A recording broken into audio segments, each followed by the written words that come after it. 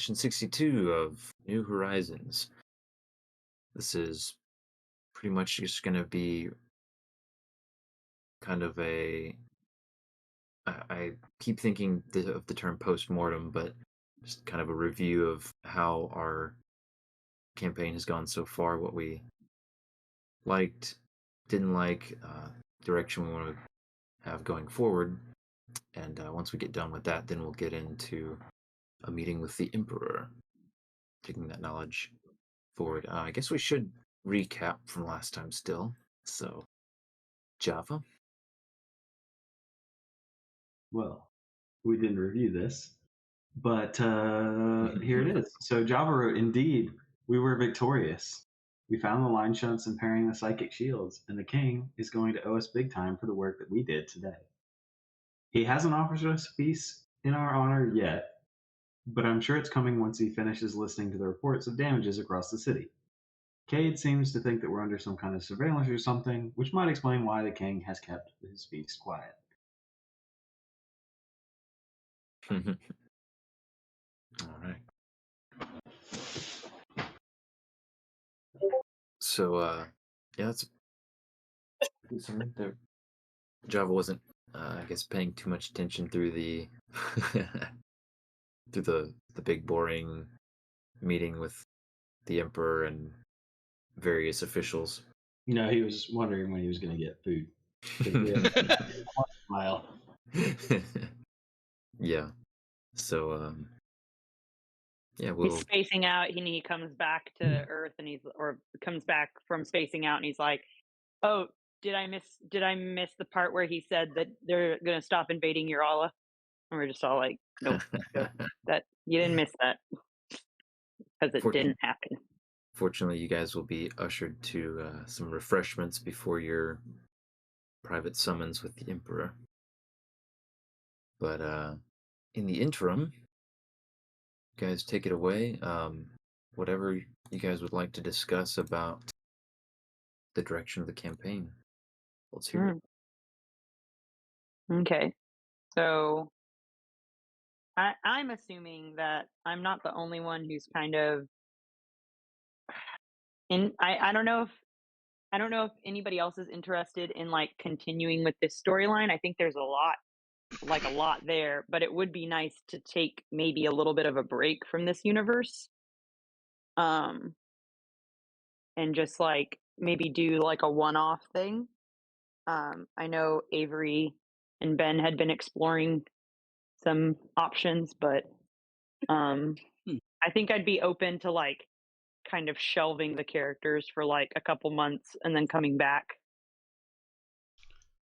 Would if it everyone need else to was be cool with that. a new universe, or could it just be a far enough away part of it that this conflict isn't embroiling over there too?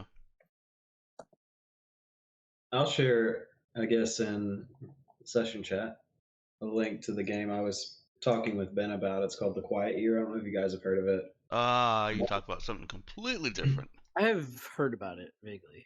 I thought about it being a neat thing to maybe apply to the Stars Without Number universe. Potentially with, our existing characters, but also with new characters, it could be valid.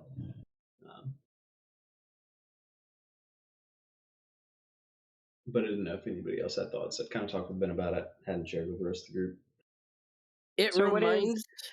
Go ahead. Sorry, Robert.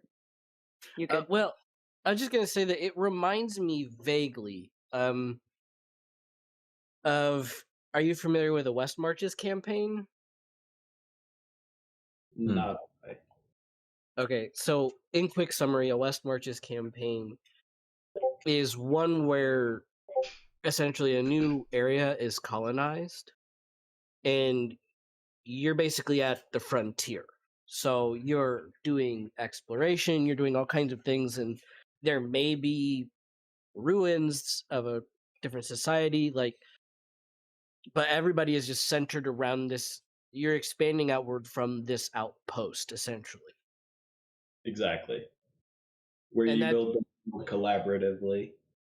Yeah. And with the West Marches approach, the strength of it is if you lose characters early on, nobody really cares. You just roll up new characters who belong to that town and are, again, explorers and trying to go out into the countryside and tame it for this outpost, essentially. The thing about the quiet and- year. Oh, sorry. I heard a pause. Well, Go ahead. I was just thinking that the quiet year kind of sounds like that in principle too, right? So we would be establishing an outpost or a location, and like, what was y'all's take on how you would interpret that, though?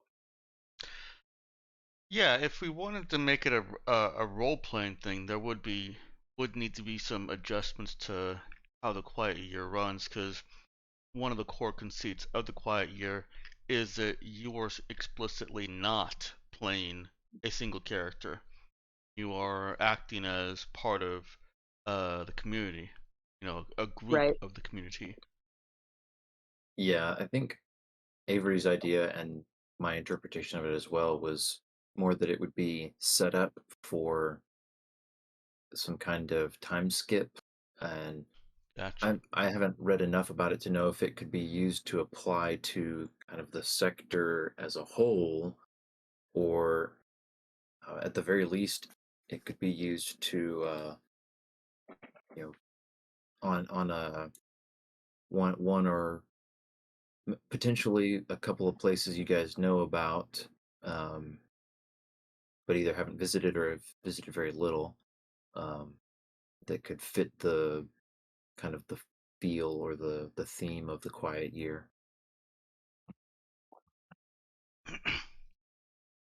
Okay. Hmm. I But see yeah, where you're going with it. Kind of an interim thing where we're not playing characters, we're kind of looking at the aftermath of our characters. yeah, and then after we do that, that I don't know how long that would take. I wouldn't guess very many sessions at all. One, Um, two. yeah, It's Yeah. intended to be a very quick game. right. And so then, after that, come back to the the old characters and resume with them. But obviously that assumes a lot of things about what you guys want to do. So that is one idea. Alternatively, if we wanted to continue with these characters, I think there's definitely room for pursuing Java's identity. Hmm. I feel like this storyline explored Cade's backstory and kind of helped resolve some of that for him. It also I thought defines some future exploration for the sector as a whole, I would say. Hmm. Yeah. And then there's also enough big question marks still in this sector, like the invisible assassin, Nafia, the alien lady, Rizkor Kupiet, and all that. We also still have to get another drive for Martin Alder, right? So that he can, so we can keep our ship Oh, and he yeah. can have another one. So I feel like it just kind of shifts instead of the focus of our group being a higher focus of like governments and planets and all these things, getting to bring it down to a more personal focus. Yeah, I think a more personal focus would be nice. It's been Well, their massive, lofty backstories. goals, sector-wide goals kind of thing I don't think Saoirse for a has long time. sector-wide goals, but what I was well, that's what our this campaign for sure. But I mean, like on a Yeah. personal level, all their backstories are in the their sector.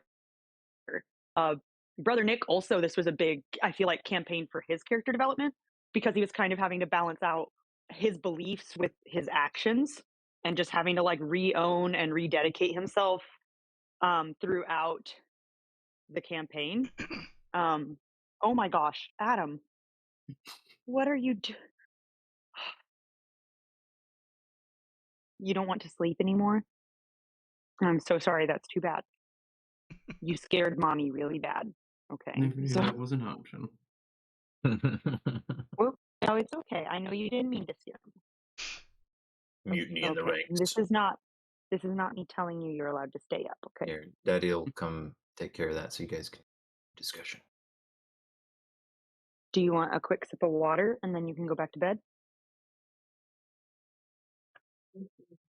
Okay. Well, buddy, come here. It's time to go to sleep. Come on. You want that in the room? I do like the idea of defining where we want the sector to go via like a quiet year mechanism Mhm. so that a future time skip could be done thematically for us.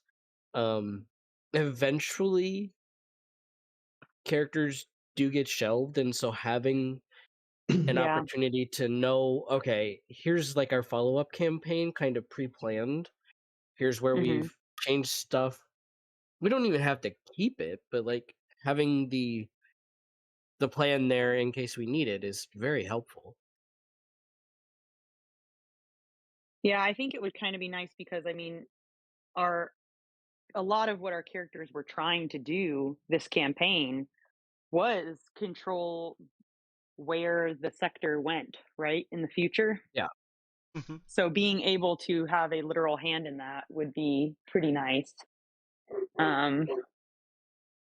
But anyway, I feel like I've rambled, but essentially I feel like Java's storyline would be very interesting to follow, and it would allow us to tie up some loose ends in this campaign without having to worry about going before major councils or wars or planetary genocide. So, in theory. So, anybody else's thoughts on that would be welcome. I mean, I think pursuing Java's backstory would be fun. I also think figuring out the whole Preceptor archive link and the pre-tech element that I'll say has been uncovered in Tabuk slash Restore Urala. Kupiets, Mhm. and Urala too. Like pursuing that would also be interesting.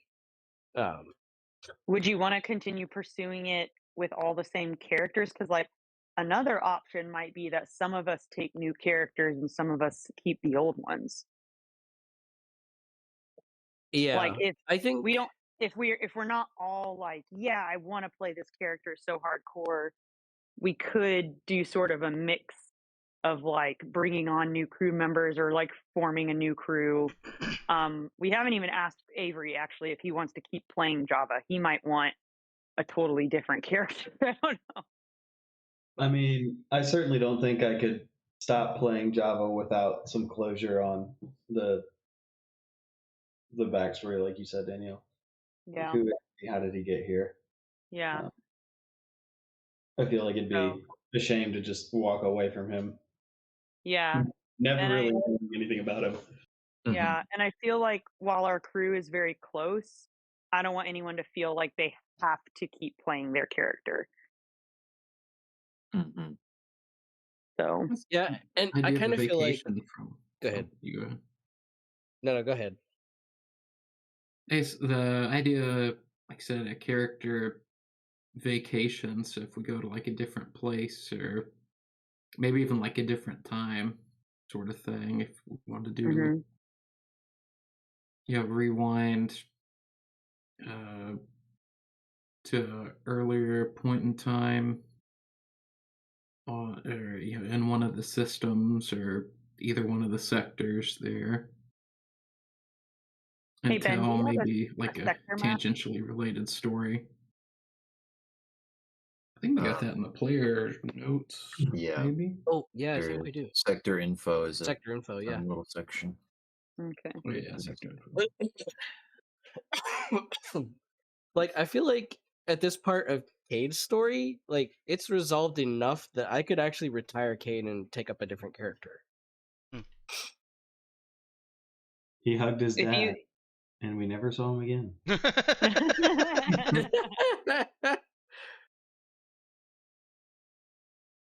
I mean, from a planning perspective, like this would put him in a position where he could retire into like some sort of official role, who is then like a party asset, but is now Yeah, NPC. Mhm. true. Or if you wanted to keep playing him, we could jet out of Tabuk as his father's trying to marry him off to somebody. So Yeah, there's either way. I'm a little bit wary of doing split characters again, with some characters being higher level and others being, new characters. That's a good point. That's fair. I don't think it's necessarily a bad thing. It's just something to think about. I also wanted to say that it's an option, or it might be an option to keep these characters around and doing things, but play new characters. If, for example, if Saoirse and Brother Nick like organized, okay, we are now the body of resistance against Tabuk, the Borat. Oh no. That could actually be a fun How- campaign. How long have you been sitting on that acronym? That just came out, believe it or not. Oh my word. um, You're the Borat. so yeah, That is the book and the Emperor, yes. if our current characters, form the Ultra Borat, then they would hire people, and we could be, basically an adventuring party. They're hires that get sent Mhm. to do things. Mm-hmm. It doesn't really let us keep playing the old characters, except in small little doses. It's not satisfying playing characters like that, but it does let us kind of keep them around and have them still doing things while we have new characters. Well, and it's a way to sideline them without retiring them. So, Mm-hmm. they're doing whatever you guys decide they're going to do for a while, and then you guys can play some new characters. And then if you either get killed off or decide to switch back, you can always do that. Yeah. And just decide, oh, our characters are tired of doing what they were doing, or they finished doing what they're doing, and now they're ready to go out and adventure again. Yeah, I guess that's another way to like a character vacation, and that may keep it to where I guess Ben doesn't have to come up with as much new plot if we are wanting to swap out. The lazy path. Well, I'm figuring it saves you so that we can like keep playing. Because I figure it would take you, probably a few weeks to, if we were like, we want to go somewhere totally different with totally new people. And it takes some time to.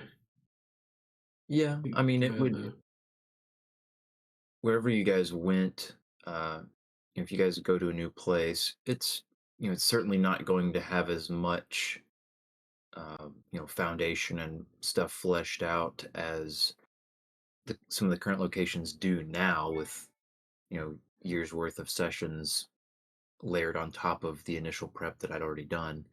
But there's enough to work with.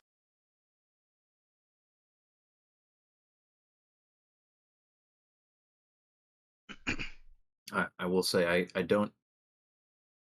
I guess I hadn't thought about it too much. I was not planning on taking another break to prep whatever, but I guess it may depend a little bit on what you guys decide.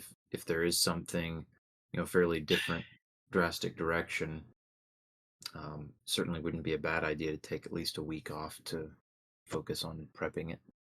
Danielle, why do you make us And then we might need that just for character creation to talk out the. Down to the wire. Well, I would want to do, Tell us your personal preference. if we were going to do new characters, or even for anybody, even if it wasn't for everybody, I would want to do that as a party. I feel like that.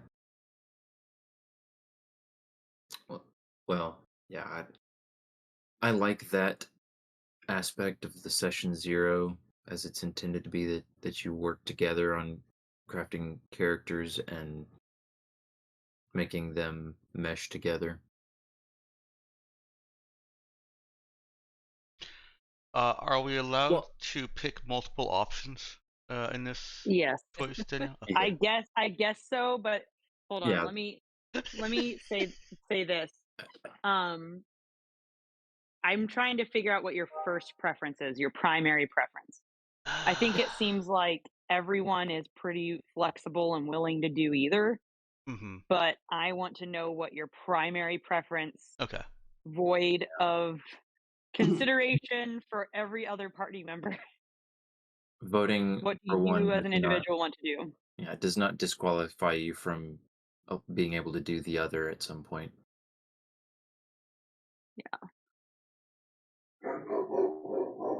Who's in the lead? I mean, I'm personally torn because part of me would love to continue being Captain Saoirse Wilo on the Prudence, Uh-huh. going and doing who knows what, you know.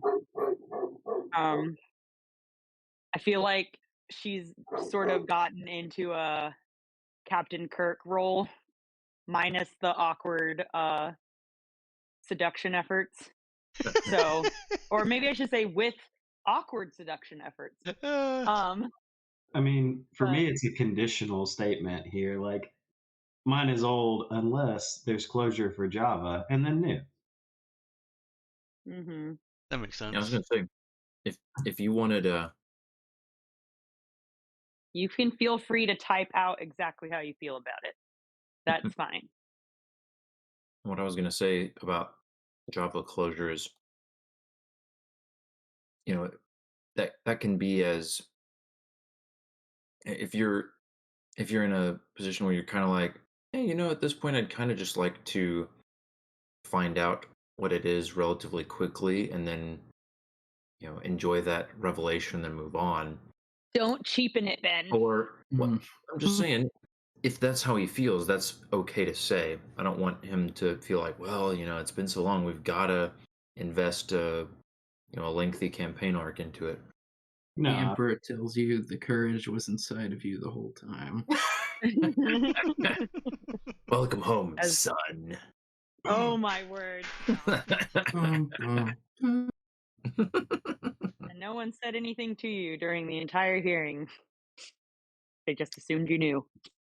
That would have spoiled the surprise. Yep. Ethan.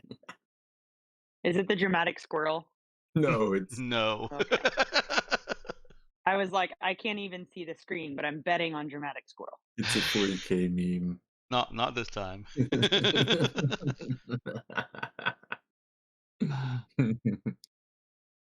It's been so long since I've looked at character creation. Oh my word. I'm torn. I really like playing Nero. And no, I did not give you time for a dad joke there.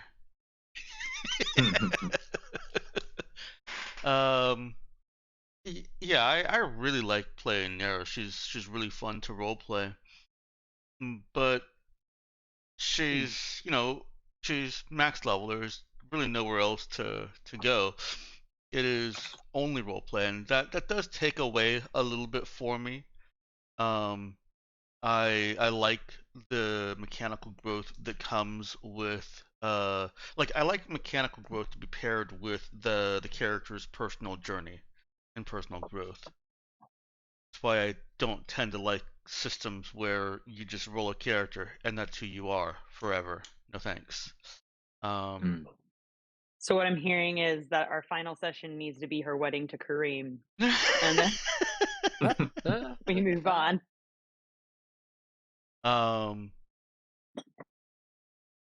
F in the chat for Saoirse as a flower girl. I think she also poses a challenge for Ben, with how dangerous she is in melee.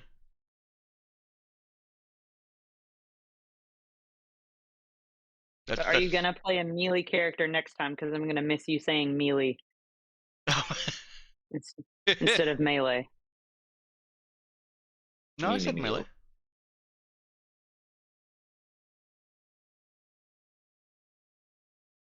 Yeah, I've Listen, never sir, said melee in my life.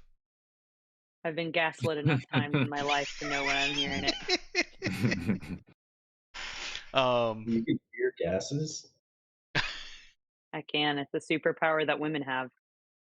Whoa. You can't hear gases. They're light. You can only see them. I smell them.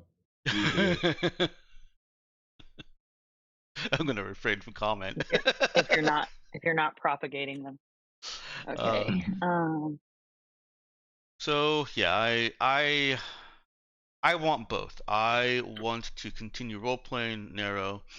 I guess my condition is I like where Nero is with this party. So I think if we end up changing characters out and breaking up the party, then I would prefer to just let her stay with them and all of us play new characters. Mm-hmm. So you're basically saying we would all need to be playing new characters for you to be in agreement to do a new character. No, not at all. I will go with whatever is I can work with either way. But that is still a preference. Yeah, I'm just saying that's your preference. Yeah. Not empirical, just like Okay. Yeah. Come here, buddy. I thought I could put you down, and that didn't work. Oh, come here. I think we're agreed that we would want to do it all together, regardless, if we did. Okay. Old or new. Is that what I'm hearing? I mean, Dex's comment has me thrown for a loop now. All right. So here's my thing. Unless Ethan, if you want to speak, I guess your preference first. That's fine. I think I've heard Avery's preference, and I've heard Dex's preference, and Robert put his preference in the poll. I don't know if you wanted to elaborate any on that, Robert.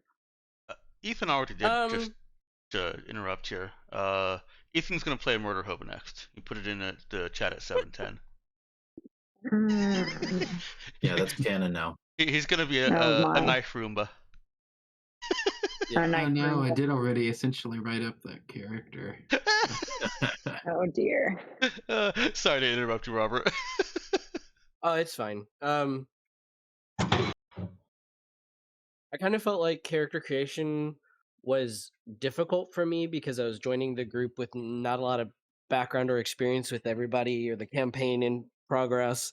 And Cade kind of had to settle in almost in a metagame fashion in my mind because I couldn't put too much together in advance and have it work in my head. So the opportunity to actually make a new character or have a session 0 with everybody, I think would be a beneficial thing for me in being able to roleplay the character even better. Yeah. 100% agree with that. Yeah, that's also fair. definitely an advantage.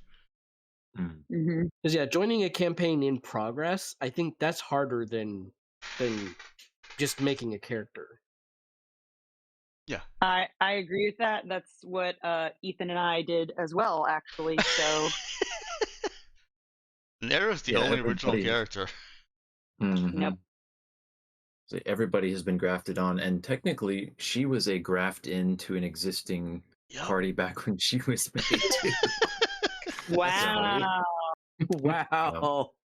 So Signy was the oldest character. Wow. Yeah, which is really amazing when you consider her lack of self-preservation. It existed in the old campaign too. So technically Victor was the oldest character, but I NPC'd him, and I'm probably not going to get to play him again anytime soon. I was gonna say you dumped him on an irradiated planet. You dumped him on an irradiated planet. Well, he's the one who decided to stay. Didn't have Yeah, to we were gonna take him, and then room he was with like, "Oh, I Boris will and his. stay with Boris. Well, yeah, he was We gonna have leave a good Boris man time." alone on a irradiated planet full of bug aliens. In his single wide They're probably trailer having parked on they're probably at the living end. up their Russian lives. Okay, they're probably like, "Listen, half of the food rations we swapped with alcohol. It's gonna be great. We're fine."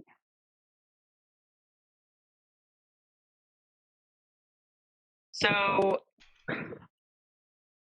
I'm really torn because I really love Saoirse, but I really do think it would be fun for our group because if we're all maintaining, that we're going to continue playing together as a group,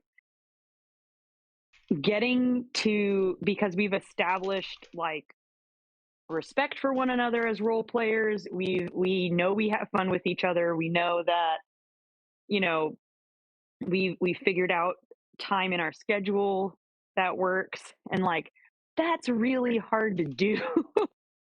And I Yeah. think it would be, as long as I'm still getting to play with you guys, then I'm totally fine doing a new character. And if I really hate it, I know that this is a good enough group that I can say, "Hey, I know I came up with Mimi the Barbarian on the fly, and I just decided she's not really my cup of tea."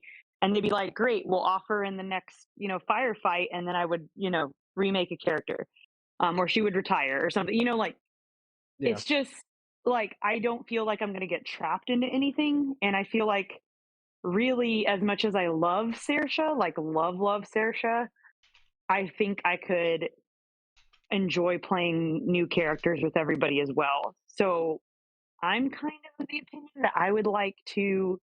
There's like a couple small, like if we could have some mini story arcs, um, to Yeah. resolve just one or two things, Hmm. then I think we could wrap up this campaign with some really great role playing, some really great character closure, and then move on with brand new characters. And it could be in the same universe, it could be in the same sector, could be in a totally new sector if we wanted to. Yeah. I mean, it's that's up to everyone else, but I The think hardest I part, kind of though, feel like we just need a little more closure is my yeah, only thing.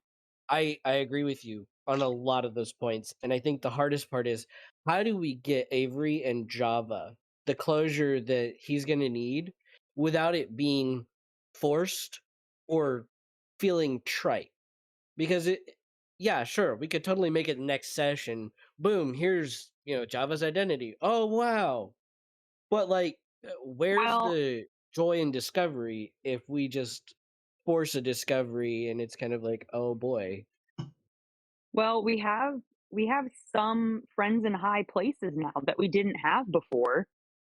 Um, and I really think, given a pause in the warfare and also a newfound connection with the Emperor, that may open up some resources we didn't have available to us before. Urala couldn't really help us when they're facing bombardment, right? And invasion. So I feel like now that may open up some possibilities for Ben to be able to, finesse, especially since we saved the Emperor's life. It might be a situation of, what can I do for you? And for Java, that's pretty obvious. Like, we're trying to help our friend here.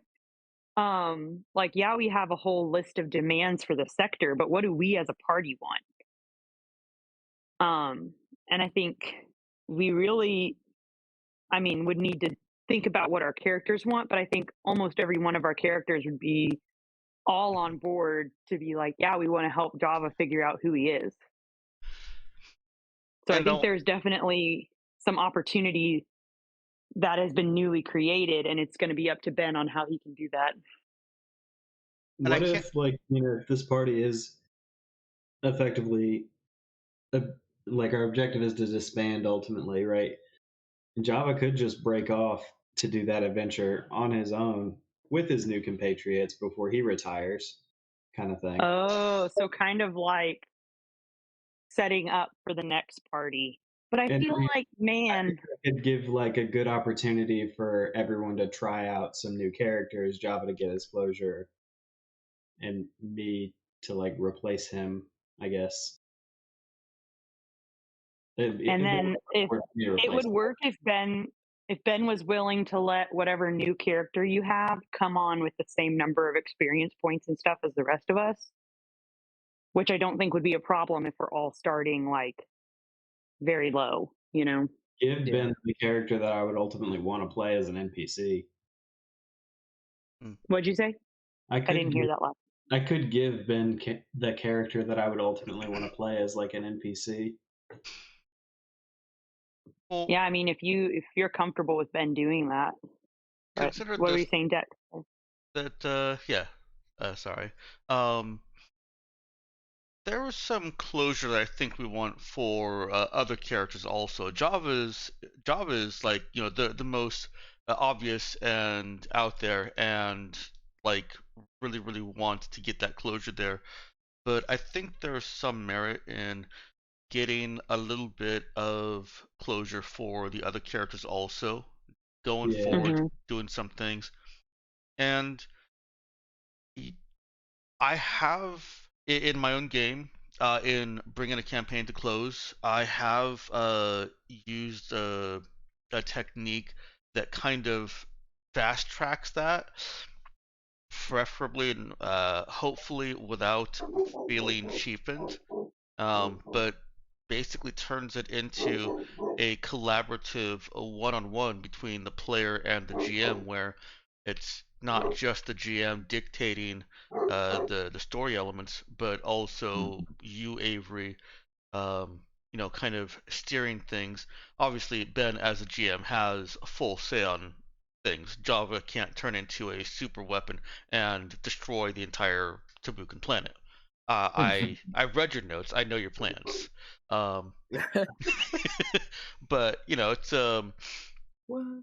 it's just kind of collaborative short form storytelling with the intention of uh, guiding the character to a place that you want him within the scope of the story that the overall story that Ben is telling, and that could be something that all of us do. Like individually go and Yeah, I have these one-on-one closure sessions. when I did it with my group at the time, uh, we just did it as a normal session. Everyone was present. Everyone got to enjoy those scenes. Um, some were pretty quick. Some were like could have been done in 5 minutes, and I was the one that was extending it out with some questions. Like one of the characters just wanted to take a ship out to a black hole and eject themselves from it, and try and time their their impact with the black hole with what they knew was to be a universe-ending event. Um, and that was 5 minutes of narration, and I got in there and I'm like, okay, well, what's your character listening to while they're doing this? What song's playing in the background of this? Um, it could have been 5 minutes. I liked it being extended. We had one that I think went on for 30 to 45 minutes. So they can be pretty quick, but it can also uh, it fleshes out. It draws to a close. Yeah, I definitely like that because, like you said, um, Java and you know, he's not the only character that needs some closure, a little bit of wrap up.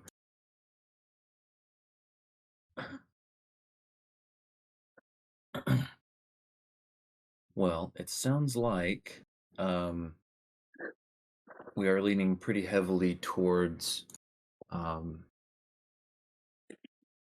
and I'll emphasize this does not mean next session we're doing new character creation, obviously. Um, maybe scope or time of wrap up slightly TBD. but within the next handful of sessions, we will have, in one way or another, gotten closure and done some final wrap up on character arcs for the current party, and then and we can continue to bounce ideas around about how exactly to move forward if you guys would like to. My preference, at least moderately, would be to have the characters, at least some of them, remain as NPCs and take up sort of a faction point of contact sort of role. You And realize that means I'm gonna have to hear Saoirse's voice come out of your mouth. That is terrifying. We should just stick with our old characters. no, I will definitely make Danielle do her voice, and I'll give her the prompt for her general demeanor, and trust her not to metagame too hard in favor of Hey, the current party. you can ask Dex. I'm trustworthy as a voice actor. It's true. It's true. It is. Yeah. I would not be signing myself up for the ribbing that I would inevitably receive. Oh, inevitably? It's yeah. Yes, inevitably. I realized after I was saying that, I was like, oh yeah, no, it is inevitable. Never mind. That was the right word. Just kidding. My bad. Apologies. First step towards acceptance is acknowledging there's a problem. No, yeah, so I'm on board with that. And I was going to say, going together with that, for the new characters, my preference would be that you create characters that are in some way, well, create characters in the setting that I've worked on. Now, I'd be open to including planets that you guys didn't visit this time around, if you guys wanted to do that. I am open to the idea, if everybody wants to just clean slate, try a new sector, and has some sort of and maybe wants a little different feel to it, then I'm up for that too. That'll just take me some more time to get ready, is all. Mm-hmm. I like the sector you've built here well enough. You've got conflict depending on what we do. Got some cultures and some planets that are great fodder for upset characters. Mm-hmm. And I also kind of take the stance of one sector is as good as another. When it comes down to where a character is from, a brand new sector isn't better than an old sector. It's If just anything, if different. it's that fleshed out, yeah, it is. Like there's so much more. Like for example, from this sector, I mean, I think that one shot I played with you, Dex, was that in this sector? Because I feel like there was a Lohain Udan. There was a No, it was in my system. okay, well, one of the guys playing the game really made me think of like, what if there was somebody from Lohain Uda who was like a streamer, who's like an influencer? That character concept, because he was constantly like, "Hey guys, like back with another adventure," like all this stuff. And it would actually be like really funny to play like some holovid girl from Lohain Uda who's just like, yeah, my manager told me I really needed to like broaden my portfolio, so I applied for a gig. He said it was a great up and coming reality show, and everyone's like, this is not a show. No, he was actually playing a character from a world in my setting that is reality TV and Mad Max and the game, not the game, We'll just go with reality TV and Mad Max and an open world PvP game all combined. Yeah, I remember That that. sounds about right. That was a really fun sounding world. Yeah. So I mean, like we have that kind of makes me think though of Lohenu Da, right? Is the place that's like all big on holovids Yeah. in this sector. So like I don't know, just thinking like there are tons of opportunities in this sector to play all sorts of different characters um, because we know the sector, and Mhm. so I kind of feel like I have way more inspiration if we stay in the sector. I agree. Yeah, we would. Okay. Well, Uh, so I mhm. have one thing here. I think Danielle was asking Ethan for opinions, and I interrupted with the knife Roomba because I don't know if I've heard Ethan take here.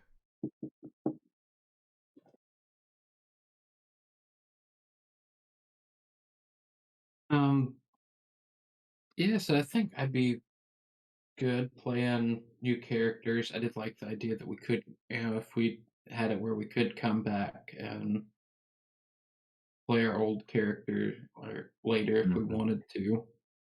Yeah, that's something that I guess I feel strongly about just as a player and a GM. Like people invest so much time into their characters that I don't I don't want to just say as a GM, yeah, no, sorry, you're done playing that character unless they die somehow or there's some other like really compelling reason to just retire them permanently. Um, Mm-hmm. I want to leave people the option to keep playing the character that they love. So yeah, this closure that we'll come up with for each of the characters, um, as unless you guys, unless the player decides otherwise, that closure will still leave the opportunity for the character to return to adventuring some way in the future. Ben, I realize there's one person's opinion we vastly overlooked. Do you still want to be the GM? Don't ask him that. Never ask the GM that. Yeah, No, Dex is like, that's oh actually. no, all eyes on me. I can't No, handle another game. No. right.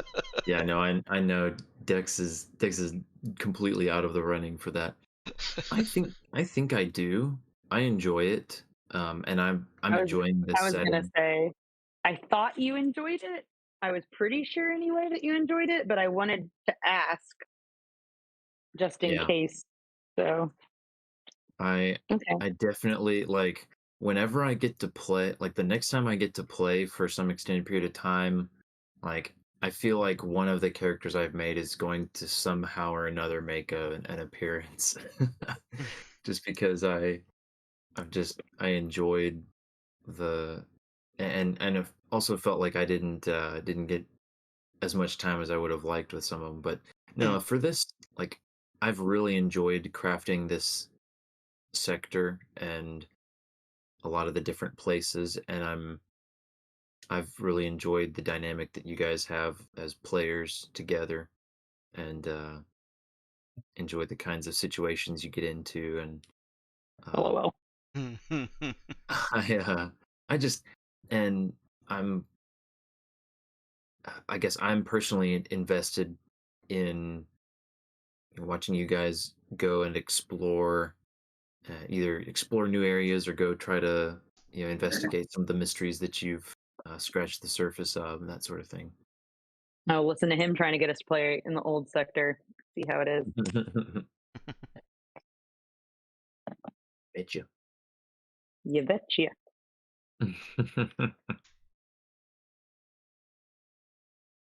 All right. I think now we've interrupted Ethan twice from expressing his opinion on all this. So Yeah, I think so. Poor Ethan. sorry, Ethan.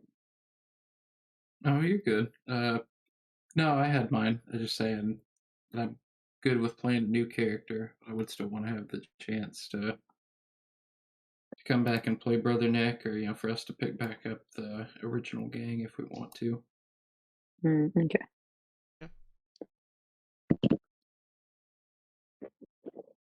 Alrighty then. I think that's pretty much covered. I guess sort of a foundational part of the new direction. New characters will um, that will kind of clean the slate in a lot of ways. Do you guys? Let's see. We're approaching 10 o'clock. I don't know that there's too much else we could talk about as far as new direction until you guys get until you guys go through character creation and come up with a crew. Because I think that will certainly influence the kinds of things you want to go and do as a crew, and what sort of starting point you want. Because especially if, and don't mind my blatantly trying to bribe you guys into continuing in the existing sector. But, if you guys were, kind of depending a little bit on how the meeting with the Emperor goes and what you guys prioritize and how your wrap up goes, if you guys continue from the sector and want to in some way tie your new characters to the old ones, I'd be inclined to give you some, basically some little jumping off points, some initial advantages for all the hard work that you've put in already in laying foundations. Cool. What, like a small bonus focus or something? Oh yes, because I need you guys even more broken, more powerful than you were able to become with Hey, who my you calling broken, buddy? existing post 10 leveling rules. I I will meant not for the rule new out. characters. Yeah, no, that's what I mean. I mean, He's I like, guess oh no, I'm fully aware what you meant. that's assuming you. I guess that is assuming you live to level 10, but Oh my word. I guess I will say I would not rule out some sort of little bonus focus. I'd probably want it to be a unique one, just because Right. some of there are already so many of the existing ones that are that synergize so well. Having one extra is kind of a lot there, but I'll say I would definitely not rule that out. I was thinking more along the lines of starting out assets, Mm. uh, or just you know maybe like favors, um, stuff like Hey, that. if I'm a streamer girl, I'm all about those assets, okay? We are here for it, okay? That would be a Time funny to, character. I was thinking the time same to Danielle playing the spend, TikToker from Lohe Nuda. time to spend daddy's money. Oh All no. right.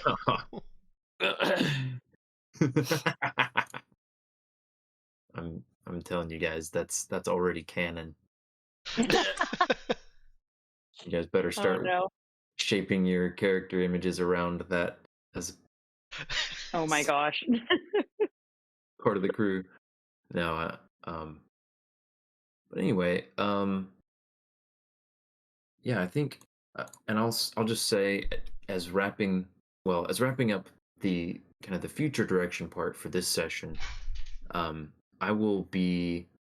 I think what I'll plan to do is message each of you individually, and if you guys already have ideas, by all means, go ahead and send them to me privately for the sorts of things you want to get closure on with your character before you know giving them a vacation and moving on to a new character. Then that'll help me. I'll need to work on planning some of that out. I definitely like the idea of um, sitting down together for a session and doing some, going through them one at a time, uh, one-on-one kind of with everybody listening on, as long as it's stuff that's manageable in that time frame. But yeah, then otherwise, I guess before we just call it for the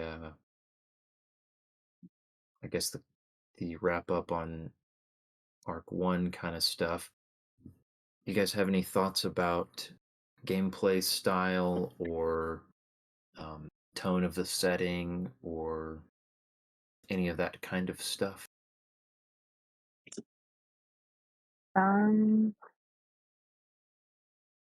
I feel like I really like our balance between having some really serious moments and then also being total idiots together. So I'm okay with continuing in that direction personally. Okay. Yeah. Yeah. And I realize some of that depends, some of that again is influenced by the crew you end up creating. I think I would like to say, tonally, a little bit less, like leaning on big sector affairs, like maybe more Yeah. like free floating mercenaries or wannabe mercenaries trying to find their way, getting embroiled in big things occasionally here and there, but uh, that not leaning into that as hard as we did with this group. Like Yeah. street level rather than government level. At least to start off with, yeah. Yeah. I don't necessarily think they need to stay that way, because like I do like the growth in personal power also, personal influence and power. Yeah. It's just that this crew, due to circumstances and our own characterization, got into this basically Urala is being attacked storyline, and that is what it has been. Yeah. Okay. And I Think how take differently the storyline would have gone if we had let Signy go to Tabuk first. Do you remember when we jumped into the system and we were all the blockade ships? Yes. Yeah, And yeah, Signy wanted to go to the blockade ships, and we were like, "Do not! We're gonna get blown up." yeah. And we convinced them. Well, Brother Nick gave them the door knocking preacher speech, and they were like, "Oh, you want to go to Urala?" But Yeah. Well, I, I may have also put my foot on the scale a little bit.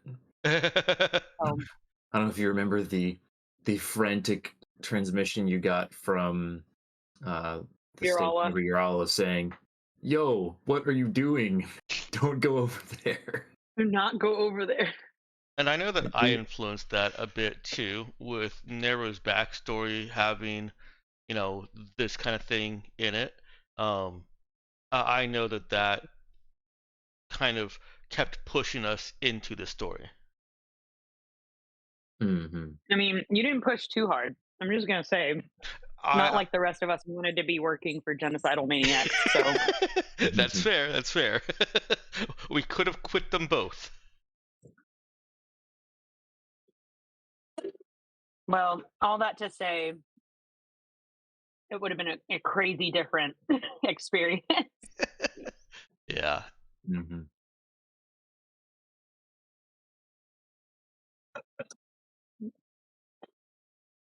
So Yeah. starting at like more of a personal street level, and then there's a possibility for upward mobility, but we're not like coming in as like leading the rebels. Well, has Yeah. everyone here seen Serenity and the series Yes. Firefly? Yes. I've seen the series Firefly. I have not seen Serenity. Serenity is more like what we just did. They get embroiled in big plot, government plot, and that's the movie. Firefly was lighter. It danced around some big things, but it was just a Yeah. crew making their way, trying to survive in a post-war setting. Mm. Hmm. Yeah. I think Yeah, that's and the tone that I'm trying to put into words is I'd like to play more like Firefly. okay. Sure. Yeah, and I I like think that allegory, honestly. one thing that helps with that is the more default starts with that number assumption that individual planets are all on their own, and very rarely is more than one system even connected to the other, much Hmm. less ruled by an overarching authority. True. So that could actually go to inform some of our conversation, in character conversation with the king, and some of our closure. Is if we want to make Ben break up the Tabukan Empire so that we can get our scattered government's Firefly. LOL. Not happening, but that's cute that you think it would. I will say, without necessarily spoiling anything, you guys already have some hints of this in the information that you've gathered about other places in the sector. Um, most of the sector is not as is not nearly as what am I trying to say, unified as these three systems that are ruled by Tabuk. Mhm. Um, trying to become a fourth Tirala. So you guys have mostly bounced around in these couple of systems, but there are many more systems in the sector. So Yeah. lots of options there. I think that sounds actually kind of fun to explore those other systems and knowing that there's this big, highly advanced empire over here if we ever need to return to, society. Hmm. I don't know what the other systems out there will be. They may be civilized also, but I just think it's neat to have this empire like at our back and be like, do we really want to go there? No, let's see what's over here. Hmm. Okay. Well, I've done enough talking.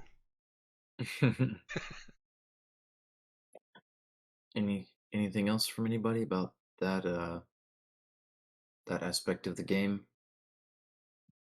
Mm, I Mm-mm. think Dex described what I enjoy pretty well. So Okay.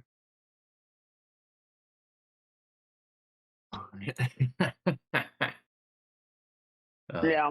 I love Ethan's memes. All I gotta say, you didn't know. Oh, my Yeah. only thing is I would like a new channel specifically for memes. Mm. Now I there's would an like idea. out of character memes, or maybe I should say in session memes and out of session memes. Hmm. All in addition to out of character chat. I guess out of character chat could be out of character memes. I don't know. Got you. What about just a channel that's dedicated to the to any picture that isn't directly related to what we're doing in the game? Oh my word, Ben, why would you share that? That's terrible. Sorry. Everybody kept talking about how I wanted to kill off all your characters, and that was just immediately what I thought of. Especially when you're talking about, yeah, but Java still yeah, has closure to get. Well, Yeah, that was rough there. So we could do again, I that. I'm mean, okay with playing a new character as long as we get some more closure with these characters first. Yes. Like, Yeah, I got I you. want quite a few more sessions before there's new character talk, basically. Yeah, that's that's certainly gonna be the case. So we'll go ahead and shelve discussion of future stuff. I've got some good notes to work off for the moment, and I'll Let's put a pin in doing it, and we'll discuss this be doing some when your mother gets one-on-one home. negotiations with each of the players, discussion about what they're wanting to close up for their characters. I will just say, Ethan, it's very bold of you to assume that those two two things have to be separate in that latest meme. But anyway, Ow. I think we are ready to meet the Emperor once more. Do we have, now that we know what direction we're going, character-wise, out of character, do we have a plan for, does it change anything that we want to do with the king?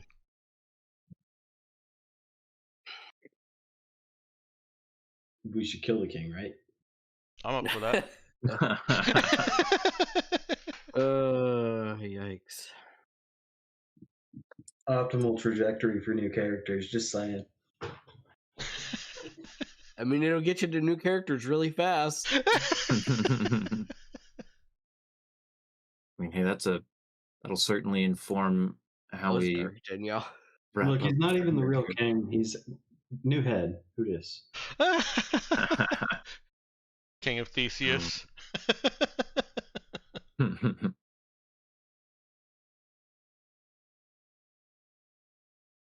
I'm kidding.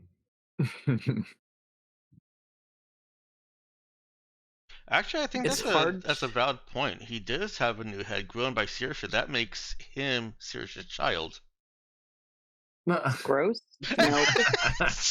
As someone who has grown children, I'm gonna say no. That's not how that works. Completely Nope. different experience. How much does Very different experience. About the same amount of screaming, though.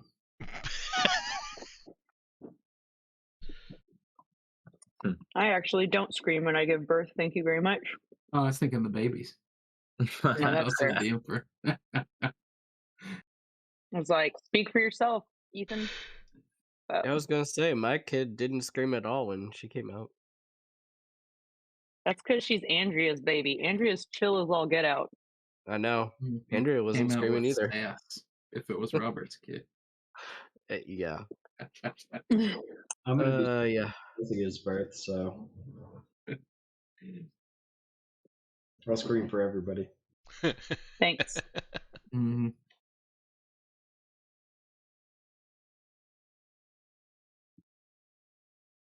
I have a feeling I'll be screaming at any future birth, regardless. I've seen enough of those, the joys of pregnancy or whatever, health class PSAs. Oh my. Yeah. So back to the king that we recapitated. Mhm. So somebody threw out the idea of just killing him. That was met with Well, reaction. let's just put that idea aside. We had our chance. He was dead. We could have left him dead. So let's just move that aside for a minute. So we have a problem in that there are two kinds of kings. You have the weak one who is easily influenced, and you have the strong one who is not so easily influenced. The only reason we have influence on this guy is because we proved that we were AKA loyal subjects and we recapitated him. But this meeting could go easily south if he learns literally everything we did. At a certain point, we still have to try to manipulate this guy and tiptoe around the fact that we did some pretty anti-taboo things to get to where we were. To get to saving him? Yeah. Yeah. No. Yeah. So I'll we still say- have to play the spin.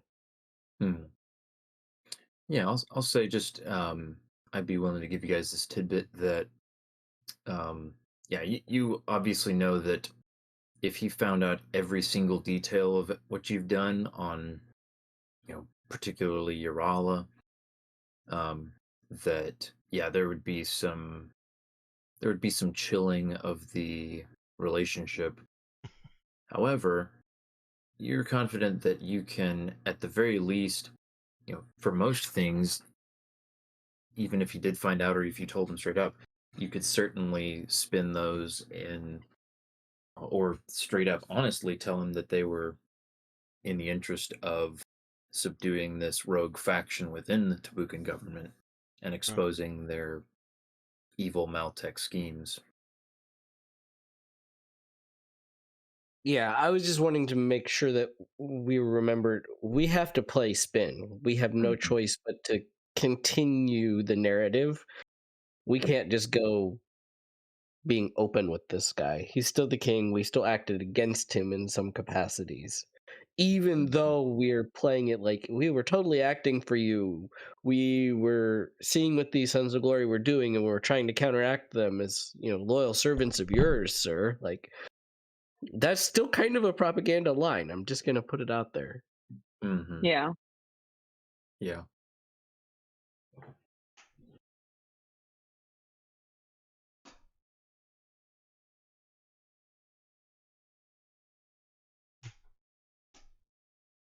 I think something else to discuss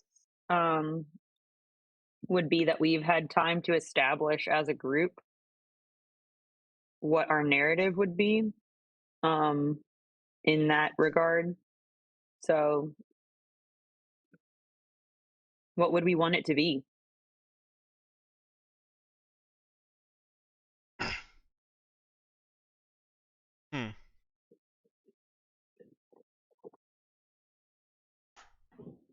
Do we want to go with the tried and true, we were trying to do the right thing?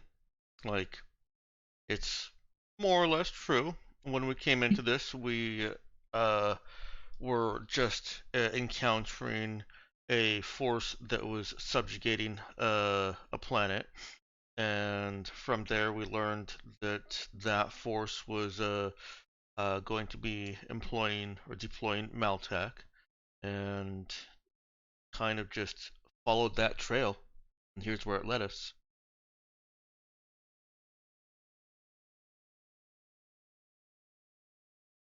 Okay. Yeah, I think that's probably our better approach, unless somebody else has a better one.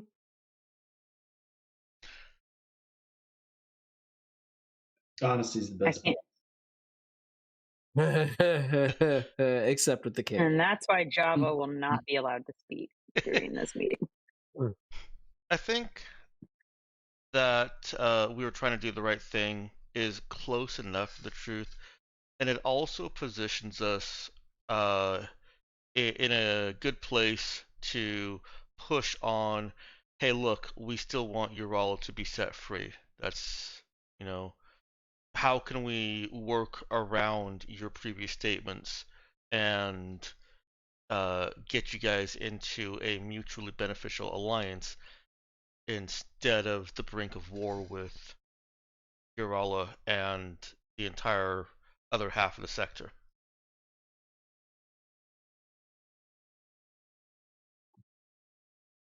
Or is that going too far? I mean, we can state it that way, but I don't know that the king will grant that. Especially since he was basically the one saying, "My war." So right, but I really do think that I'm going to say there's a 60% chance that he was saying that because he has to say that in order to not look weak. Perhaps. Yeah, I guess there's a certain amount of faith saving that he's gonna have to do at this point. Yeah. We can't really know what his actual opinions are on any of this until we talk to him privately. And even then, that's not a guarantee, but the one thing we can guarantee is that his answers in that public meeting are political. Yeah. Yeah, I think it goes very close to the idea of like we were trying to do the right thing, to keep with pretty much the message we delivered through the broadcast that Yeah. we were doing this in support of the true Tabuk. As we've already seen by people's responses, I mean, that's a message that tested well with the Tabukan populace. It, And I think it's pretty close, like you said, pretty close to true, if not true.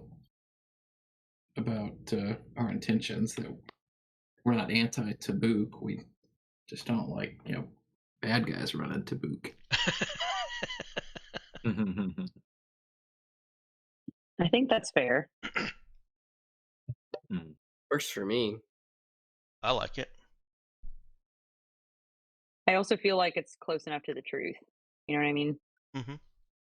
Or then we don't feel like we're having to weave this elaborate like Right. propaganda web and be having to keep our stories straight. Like, oh, when we're talking to the CIS as opposed to talking to Tabuk. And it also helps us explain anything that he might discover later on that we've already done. We can be Yeah. like we were acting on the information we had. I mean, we can also trot out that whenever possible, we did try to minimize casualties. We weren't about just killing people everywhere. We're gonna have to hope he never connects us with a few people. I was gonna know. say Saoirse is having flashbacks to throwing trees at people.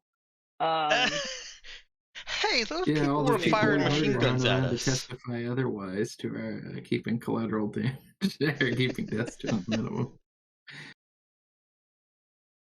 Not only were they firing machine guns at us, they were blanketing the hill we were climbing with bombs.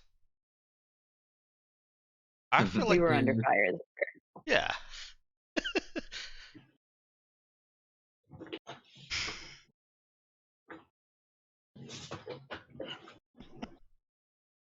Just wait until you guys read the official report of that whole incident. If you've written that, I want to read it. Oh yeah, we want our hands on this. I feel like there's a lot of clinical ways of saying we absolutely panicked because 5 randos showed up and started murdering us. We were forced to carpet bomb the countryside because of these maniacs. Yeah.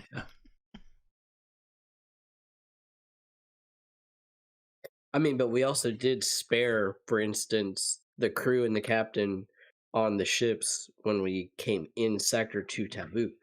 Like, Uh-huh. we can literally say, you could actually ask this captain about us trying to minimize casualties And Nero when did that on nobody the wanted to hillside. believe us up front. If you remember, Nero did that on the hillside too.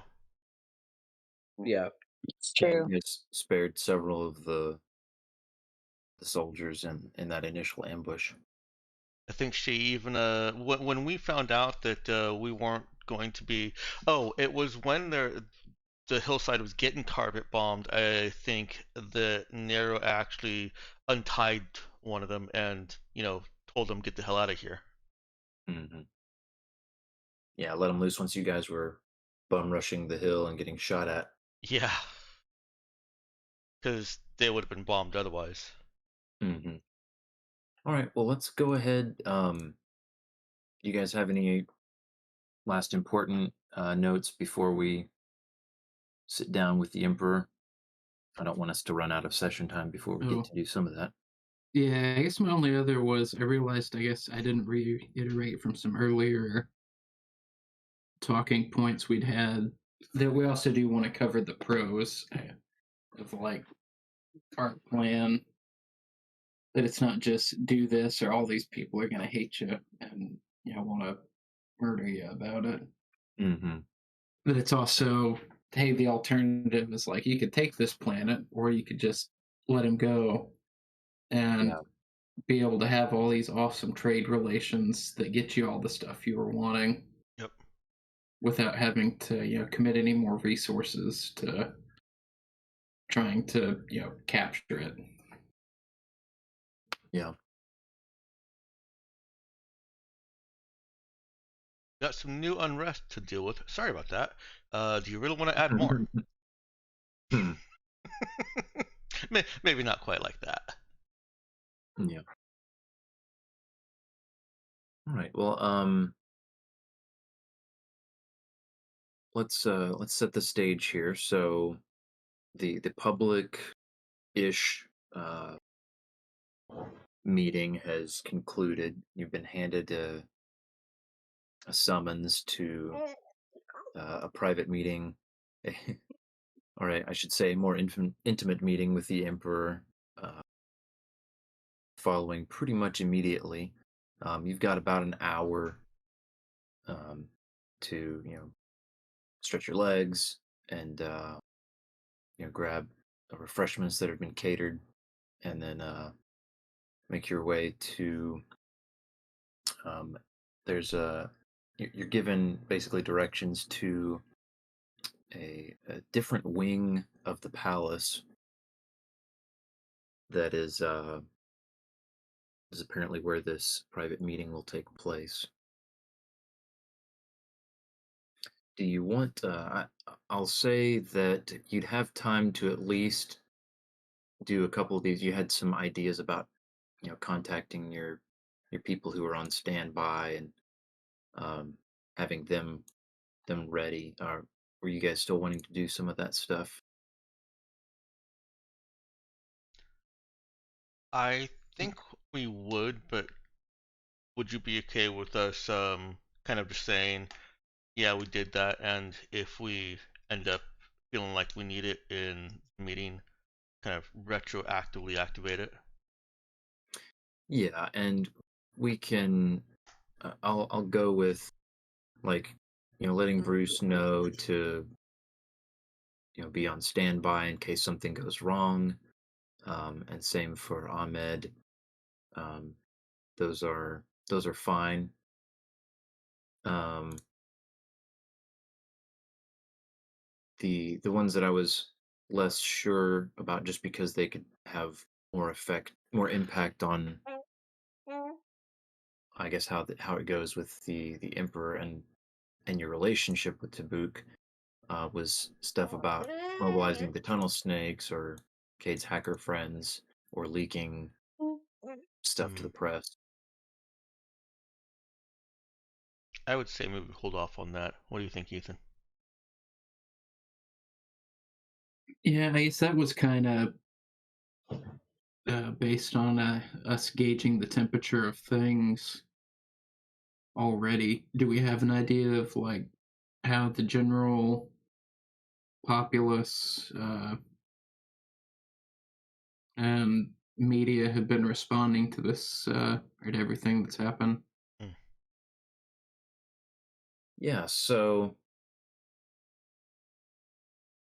just as far as public media and stuff, there have been a lot of there's been a lot of speculating about what caused all the unrest. It's by now it's public knowledge that there was some sort of infighting among the Tibucan military, and people are immediately assuming slash speculating about coup attempts, you know, potential succession war and this kind of stuff, which is not unheard of in Tabuk's past.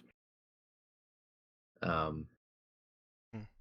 but they've been they've been drip fed very little information from official royal sources, and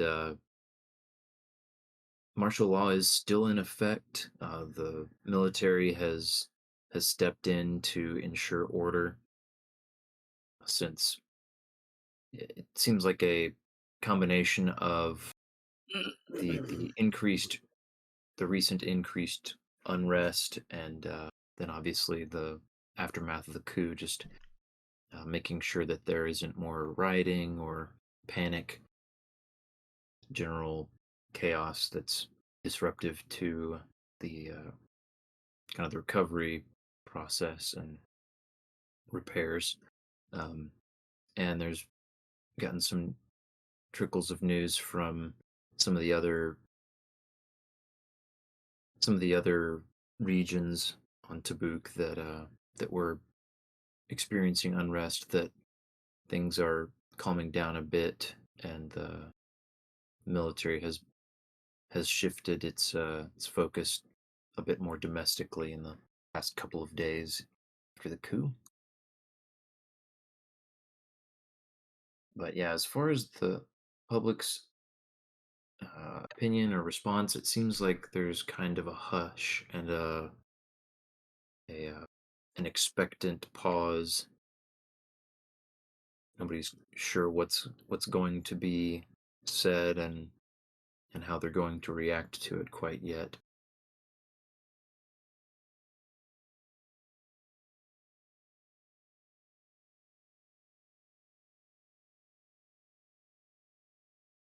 Does that answer your question? Yeah, so I guess we don't really have a great gauge on how much traction our message had in the general populace. Um, yeah, I mean about traction, you do know that a, a surprising number of people actually did react quickly and take it to heart, and step up to try to interfere with the coup that was going on.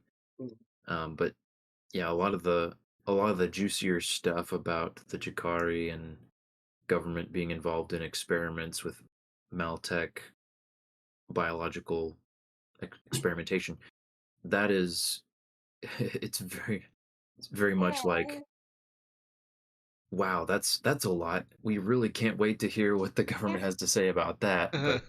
But people are, especially with martial law, people are not out in the streets saying what they think about it and are really waiting to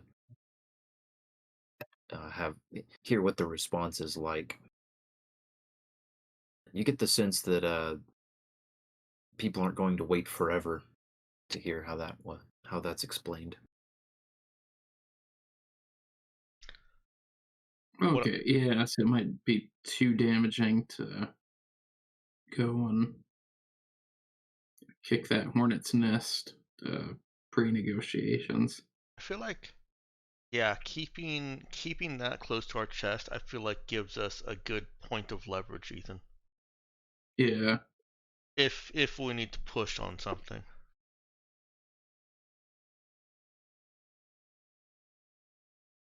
All right. Let's go ahead then. Uh, we'll cut to the scene as a group of you is being led. You're being guided slash escorted to the meeting location from your guest quarters, and there is you do encounter what you could pretty much describe as a checkpoint within the palace upon approaching this other wing, and the gist of it is that Saoirse is able to quickly pick up on presence of a couple of psychics, Mm. and you're informed that given recent events, the Emperor's security is taking another couple steps to ensure his safety. This is an interim measure, but that things will probably be even uh, more strict for a while until everything can be sussed out. Um, Basically, they're going to want to do like a metapsionic check just to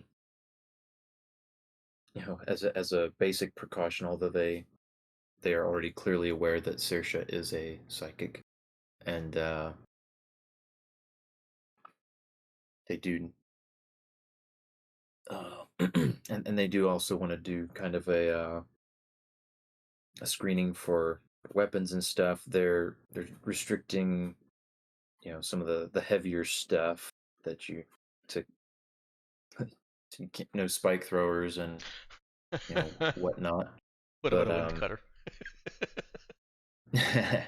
yeah, they will actually take note of that as well and request that you leave that with them. They're happy to let you retain side a sidearm, whether that be a Just pistol or a blade of some kind. But yeah, no. Real quick, if would Cade have maybe told Nero that she would not be allowed to back in the presence of the king with the wind cutter, and that they would try to take it from her?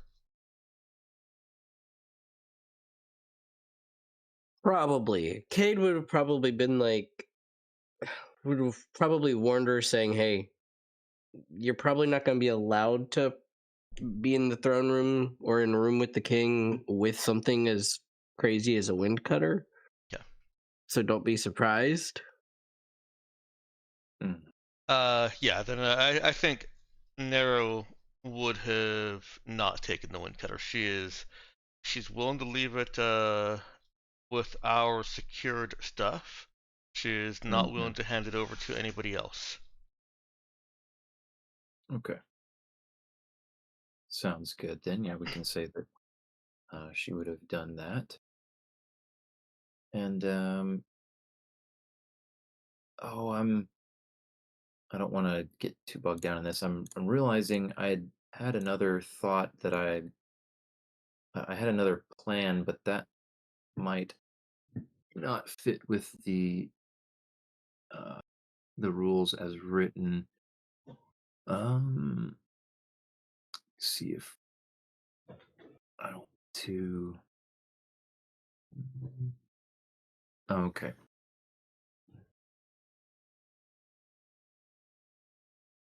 Oh, okay. Yeah.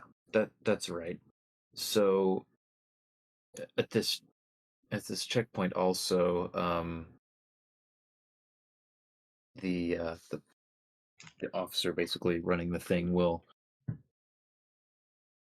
indicate to Nero that they are aware for augmentations, and they have a security measure in mind for that, um, and they have what look like basically a pair of bracers that they would like for her to wear in the Emperor's wing.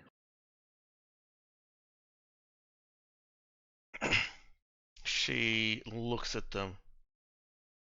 We just saved his life. The guy sighs as though he was expecting this sort of response. And I assure you that is greatly appreciated and will be greatly in your favor in any audiences you have with him. However, that does not grant you the right to wield weapons of severe destruction in his presence. Hope you can understand given the extreme threats he's recently faced. They're just claws. He raises an eyebrow at you. Is that so? Yes. Oh yeah. And lasers. He nods. Yes. This was a genuine Nero didn't think about the lasers moment. That she was not trying to trick him. Yeah, he gives you kind of a suspicious look for a moment, but then seems to accept the genuineness of the moment. She puts her arms out. And he carefully fits them on and activates them, and she feels just a kind of a faint little electric shock for a brief moment. And he says, "So of course have no permanent effects. We'll just should inhibit the mechanisms from being engaged while you wear these, and will of course be removed as you leave his audience. So thank you for your cooperation." And Let's leads you on your see. way. I think I've got a perfect expression for her right now.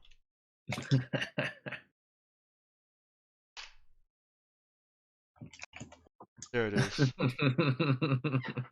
And she doesn't say anything. All right. Well, they lead you all on, and they um, most of them are all as Saoirse walks by, she gets quite a number of looks, but there's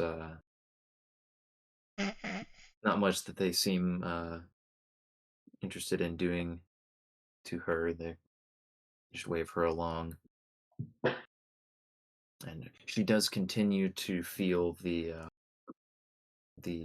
somewhat oppressive presence of whatever metasonic fog is permeating the entire palace. I think you described it like humidity last Mm, time. yeah. Yeah, it's something she could probably tune out with some focus, but it is kind of always there trying to tickle at the edges of perception. But yeah, you're led to a fairly cozy kind of meeting room. It's got rich plush furniture scattered around in a fairly informal, loose, kind of circular arrangement. And you were provided with some fine refreshments. And coming in, you see that, of course, the emperor is seated in a particularly lavish seat with, and he's relaxing with a chilled drink. And the room is occupied by several heavily armed and armored guards. In fact, outside the room, there were uh, a handful in power armor with some heavy weaponry on hand.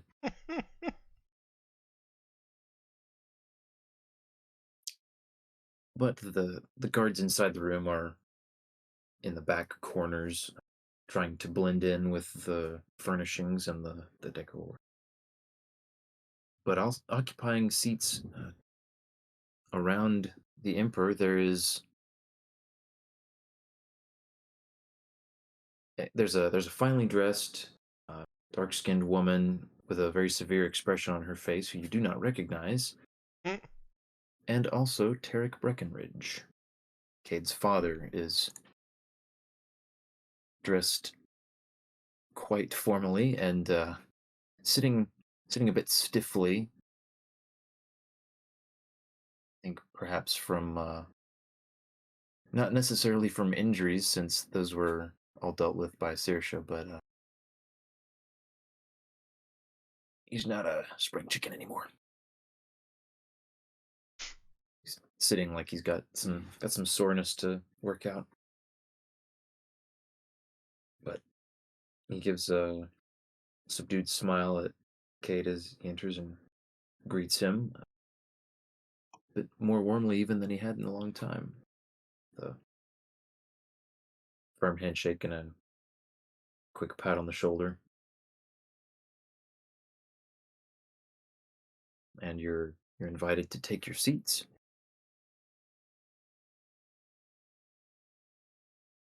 And you notice as you're sat down in the remaining chairs, they've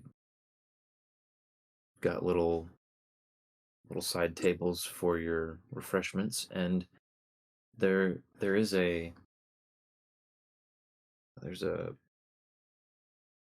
small kind of flat box sitting on the table that next to where each of you sits.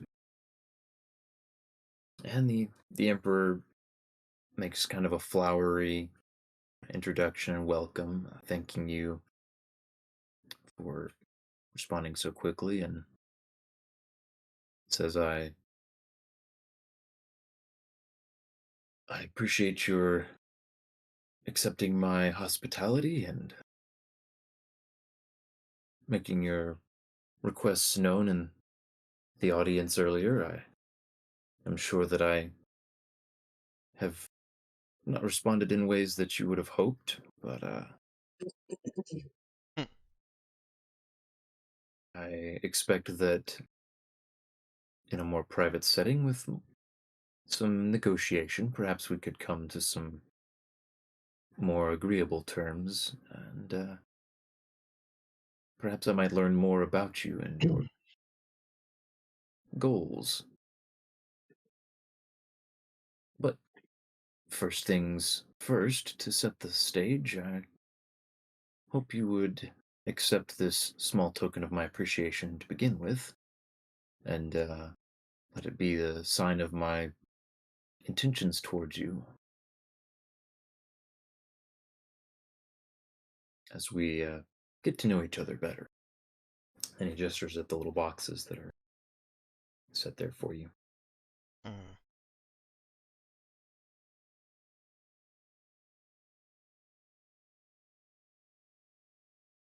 Well, I guess Kate will be one of the first ones to lean forward and accept the box and say, "Thank you, Your Highness." He nods in acknowledgement of your thanks. And if, as Kate opens it, he immediately recognizes the design of a small golden medal with the interior of the box lined in velvet. Also has some fancy script explaining that this medal proclaims you as a favored of Tabuk, Hmm. which is a slightly old-fashioned, but definitely prestigious and unusual honor bestowed only by the ruler himself. Nice.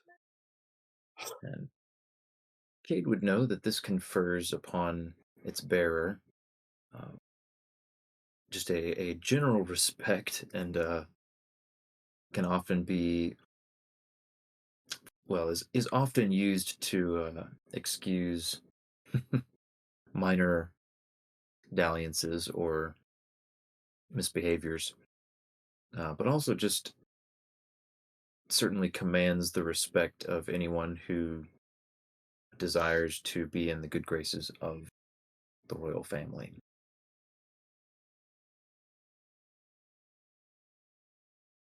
Well, he will say, "Your Majesty, I am honored." And He, put it away for safekeeping.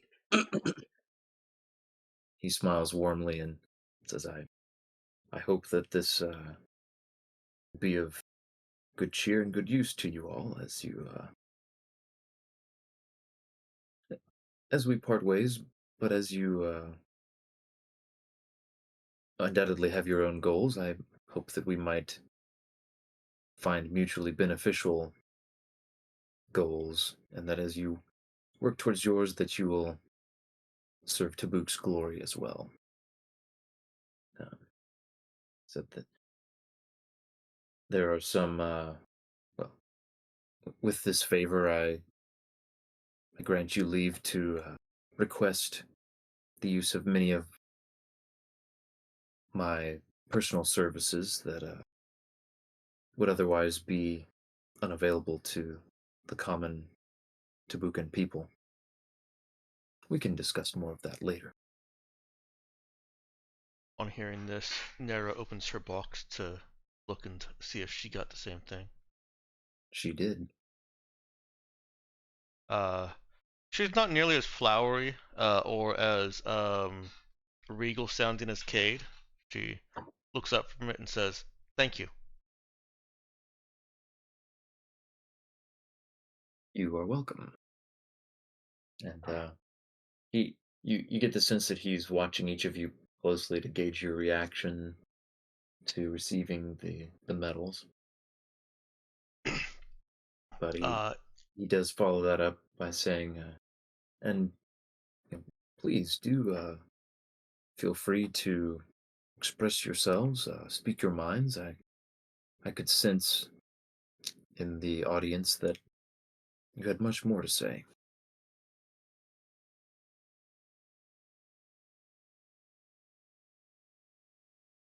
And he, Saoirse's just kind of looking at hers thoughtfully. Um, she hasn't looked up quite yet. Question: when you say it's a medal, mm-hmm. like a military medal, or like a necklace, or something you'd pin, or Think of it kind of like the presidential Medal of Freedom, whatever that's called, um, where they, it's like a neck.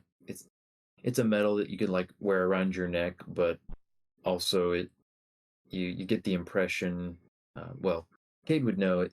You know, you can wear it around your neck, and people do, but it's also not unheard of for people to just keep it more private and flash it when needed.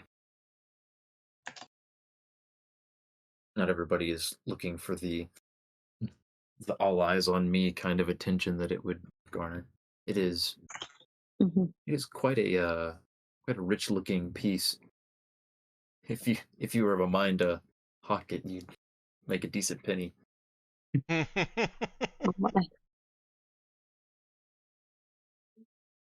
I'm sure not just for the things it's made out of. Mm-hmm. Yeah.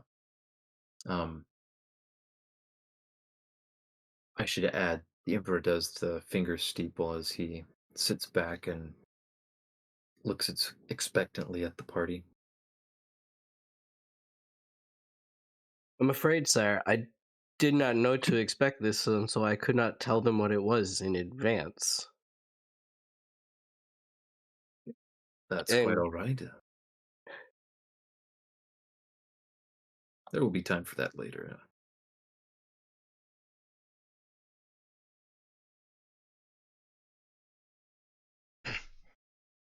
Suffice it looks to say anxious. that suffice it to say that it conveys the highest form of my favor, which is regarded highly and across the entire Tabukan Empire. Any Tabukan official will do what they can to help you with anything you need, as long as it's not too onerous a request or obviously violating their oaths. And commands considerable respect amongst the common folk, even among those who don't particularly appreciate my style of leadership. Carries a certain weight behind it.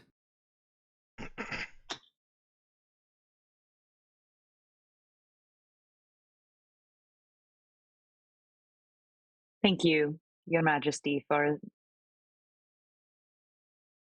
the gift. Saoirse will kind of look at him with as flat a response as not a response, but like she's trying. It would seem obvious to anybody she's trying to school her face, I guess is a way to put it. Mm-hmm. But she would kind of be looking.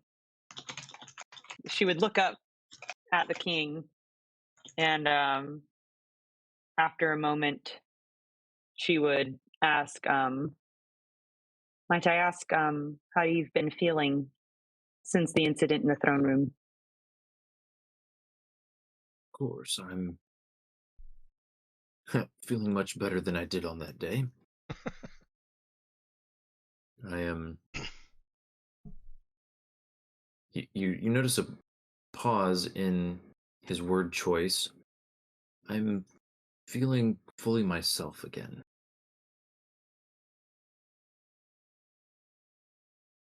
And it's She good looks a to be. little relieved, but also questioning at that. It is good to be secure once again, and though I must admit, as he glances around the room, remaining within these walls has me on edge.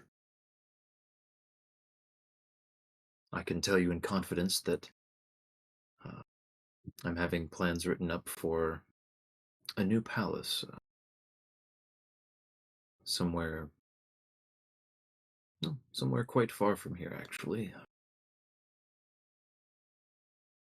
These grounds are clearly compromised by someone with resources that cannot predict. And unfortunately, there's no way to undo that short of finding the assassin and murdering them. And he chuckles, probably repeatedly. Saoirse would look like that did amuse her, but she would then ask, are you referencing the person that appeared and then disappeared again? Yes. I will confess well, I have some suspicions, but mostly questions.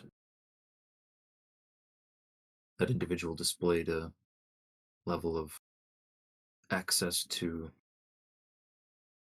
my personal quarters and private spaces that incredibly few should have. And none of those,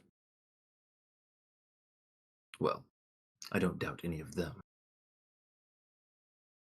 And none of them could possibly have been involved in what transpired.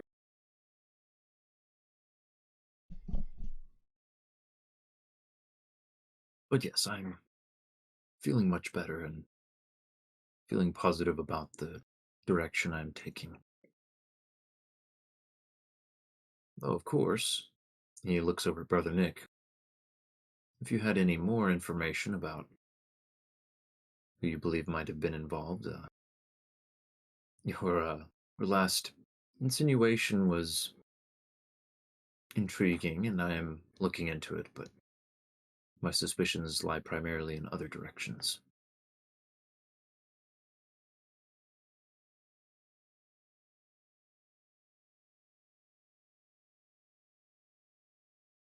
Um, yeah, I guess Brother Nick would pull up their list of Sons of Glory names that they had and said, and I think this may prove of some interest to you.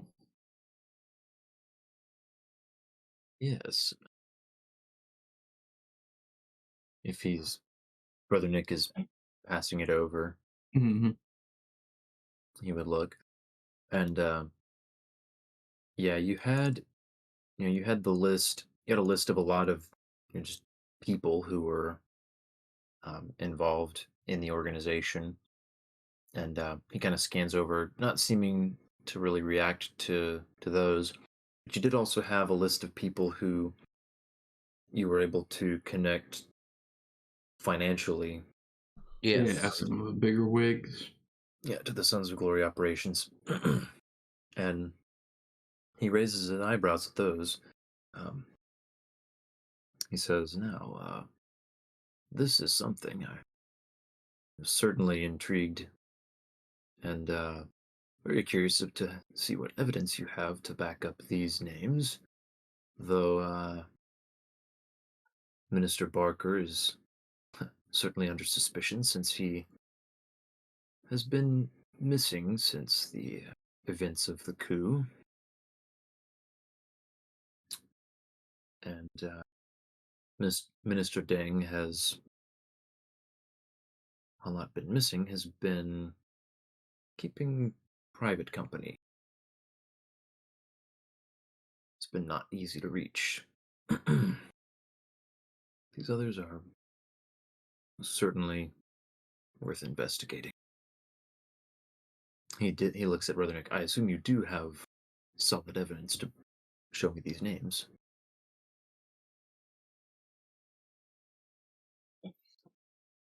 Yeah, and he'll pull up, it's, tapping on the pad, get Mm-hmm. a little prepared thing of the corroborating info from the database. Okay. He scans over it quickly and says, "Well, this is certainly at the very least worthy of some minor charges and some relieving of titles. Will require some more intense cross-examination to determine intent." But he nods along and says, "I certainly foresee some openings in the ministry coming up soon." And his eyes flicker over to Cade's dad. He says that, which you do know, by the way. It may have been a while since it got brought up, so I should mention Breckenridge Sr. is the Minister of Agriculture.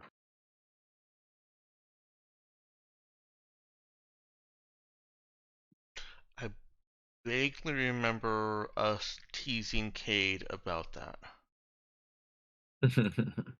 It was a while ago. Yeah. Yeah.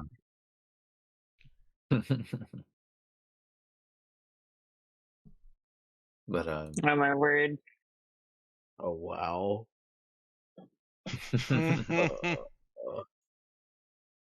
yeah, but the Emperor places the data slab in front of him, sits back a little bit, just looking at that presentation, and reaches up to scratch at the crown resting on his head, and as well. I truly owe you all considerably for your good work in digging up this information. I've looks at his personal guard. Had to do some serious reevaluating of our vetting process, and you see one of the men stiffen a bit and Uh, look chagrined at that. But in fairness, many of the Sons of Glory's tenets or ideals are not that far removed from traditional nationalistic ideals of Jabukan glory that I myself hold. So I can forgive a bit of oversight in having realized the particular zealotry that was at play here. But he hands the data slab back to Brother Nick. I'll expect a full transfer of whatever data you have, what copy that is, so that my people can be digging into this immediately. Of Says course. that with a grim look.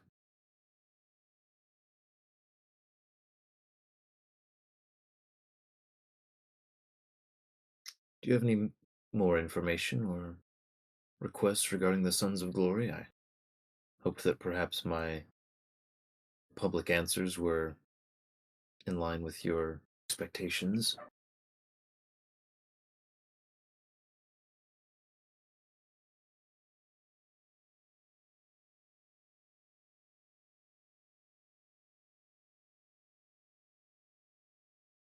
Saoirse would kind of look at Brother Nick.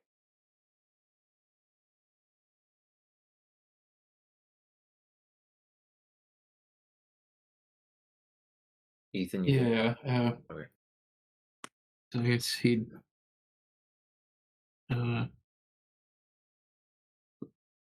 Brother Nick would say, uh, I think we're in agreement. The Sons of Glory pose danger to the continued well-being of Tabuk and to your reign. It would be best if as many of them were found out and moved to places where they'll be able or incapable of doing much damage.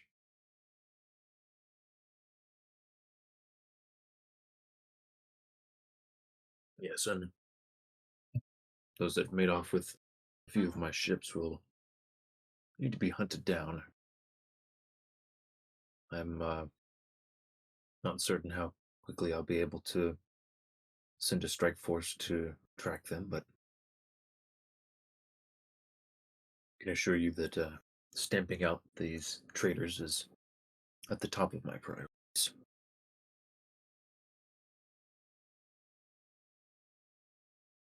He does glance over at Java to gauge his reaction. Seems like he definitely picked up on Java's reaction to the medal earlier. Hmm.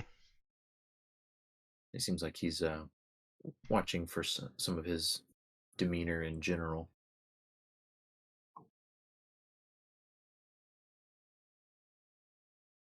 I think if the king looks at him too closely, he'll look at Sersha for, I guess, guidance. I don't know. That's the right word I'm looking for.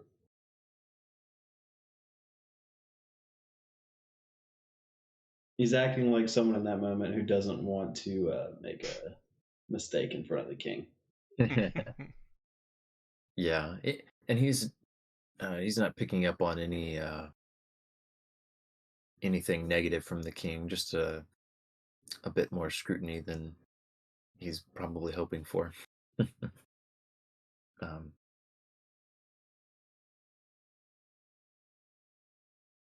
I'll take that as he's at least doing his best to not have any overt negative reactions or anything. Just, Yeah, he's trying to stay Switzerland. what else has Brother Nick got? And I'll say, feel free to kind of summarize some things out of character if you want. We don't have to play out every single moment of the conversation in character. Want to bring the big one, Ethan?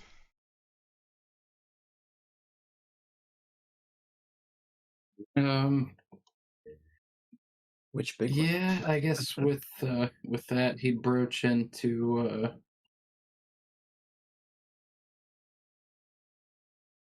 I get some of their hopes of things they be able to negotiate on.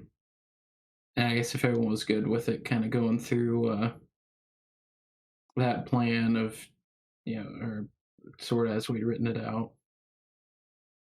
Talking about the one of the latest list where you go through the escalating threats to. Well, no, I guess sorry. With this, still trying to keep it to just the council of approaching it as Oh, okay. hoping to appraise him of the situation, Mm-hmm. sort of layout in general. Yeah, You've got a good opportunity to pin all the say it without saying it. That you've got a great opportunity to pin all these things on the Sons of Glory. Mm-hmm. In the eyes of your potential diplomatic partners, and that keeping up aggression's only going to lead them to be at pretty hostile kind of war with you, considering the Maltec, and that making some conciliating moves will open up the real possibility of getting everything you wanted through trade negotiation instead of having to send in soldiers to take it. Mm-hmm. Okay. Let's see. So go ahead and give me a talk check for that angle. I was going to say the bullet points that you'd had since um, April about the points to bring up to Dubuque, where you know several of those you did bring up, and he gave less than satisfactory answers, and then there were some also that you pinned. Hmm. I'm expecting that we'll cover most of those at some point in this conversation, but yeah, just for the general uh, prepping him and presenting him the angle that uh, I'm going to go. It kind of sounds like you're wanting to start with touching on the points about ceasing war on Urala and well, yeah, I guess mainly that one. Uh, talking about being able to get what you want there with negotiation instead of brute force, right? Hmm. I guess that kind of would also extend to the Gikari, although that might be. Mm-hmm. Yeah, I think so.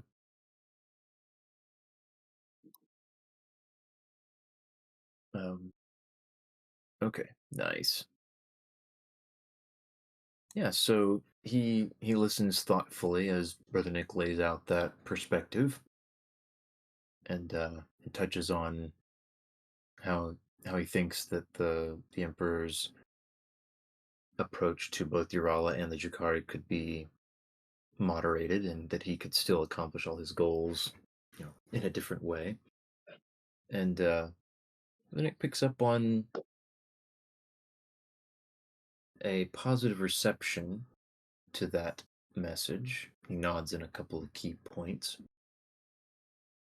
and he thinks he thinks silently for a couple of minutes after Brother Nick finishes, to the point where Nero is probably ready to fidget out of her skin. Oh, I was gonna say, if you need a silence breaker, uh, I think Nero is probably fidgeting with that metal, and to the point where she drops it and it clatters loudly to the floor. She picks it up as fast as she can and just sits there, shock still. They it certainly draws some attention, but that seems to provide impetus for the Emperor to break the silence. Brother Nick, you make a compelling case, and I can't say that I entirely disagree with your conclusions. I will say that a message has been delivered to Urala in the way the campaign has played out so far. I can certainly see that withdrawing and uh, endeavoring to gain what I want through negotiation could from a certain perspective serve my ends. I will say that I believe you perhaps slightly misunderstand my motivations. I am, of course, a despot in many eyes, and a tyrant, one who desires to conquer and expand my legacy across the stars. However, Urala has presented a particular thorn in my side for decades, in a myriad of aspects, not least of which is,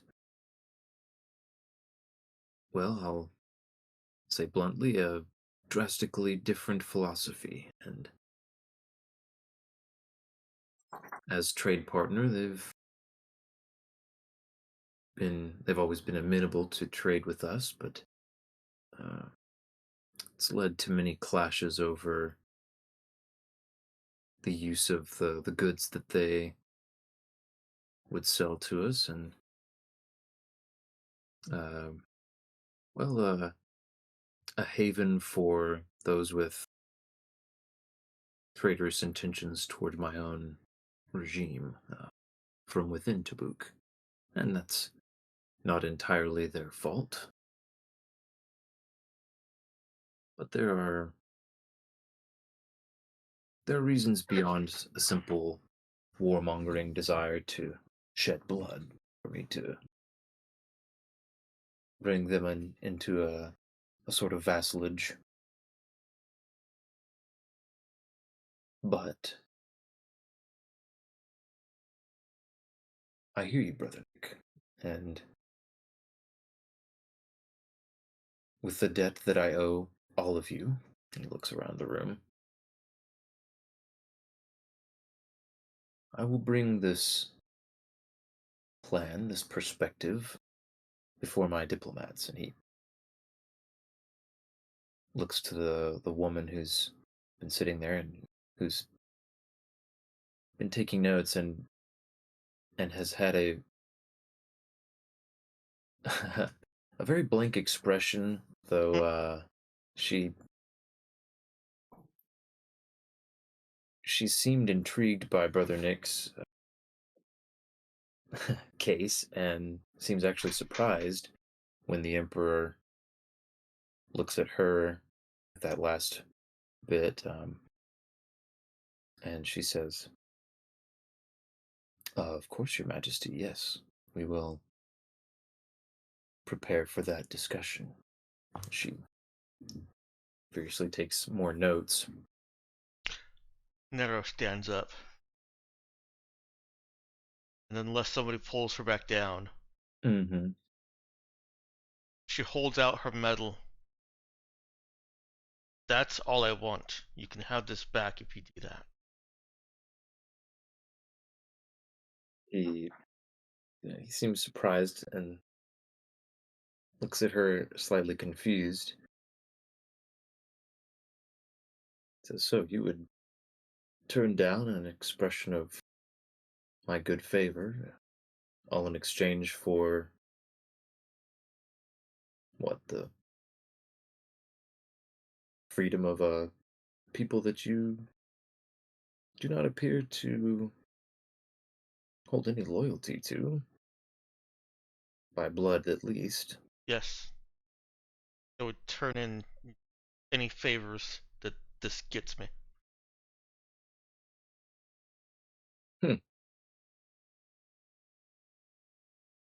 He seems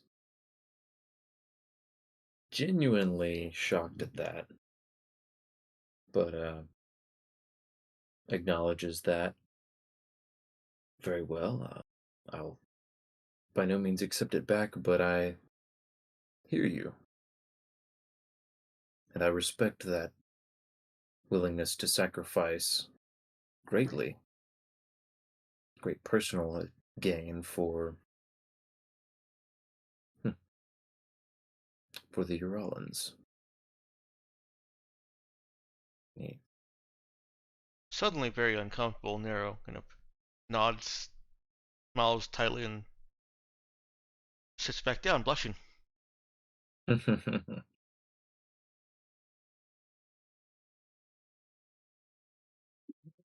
he says, Saoirse would.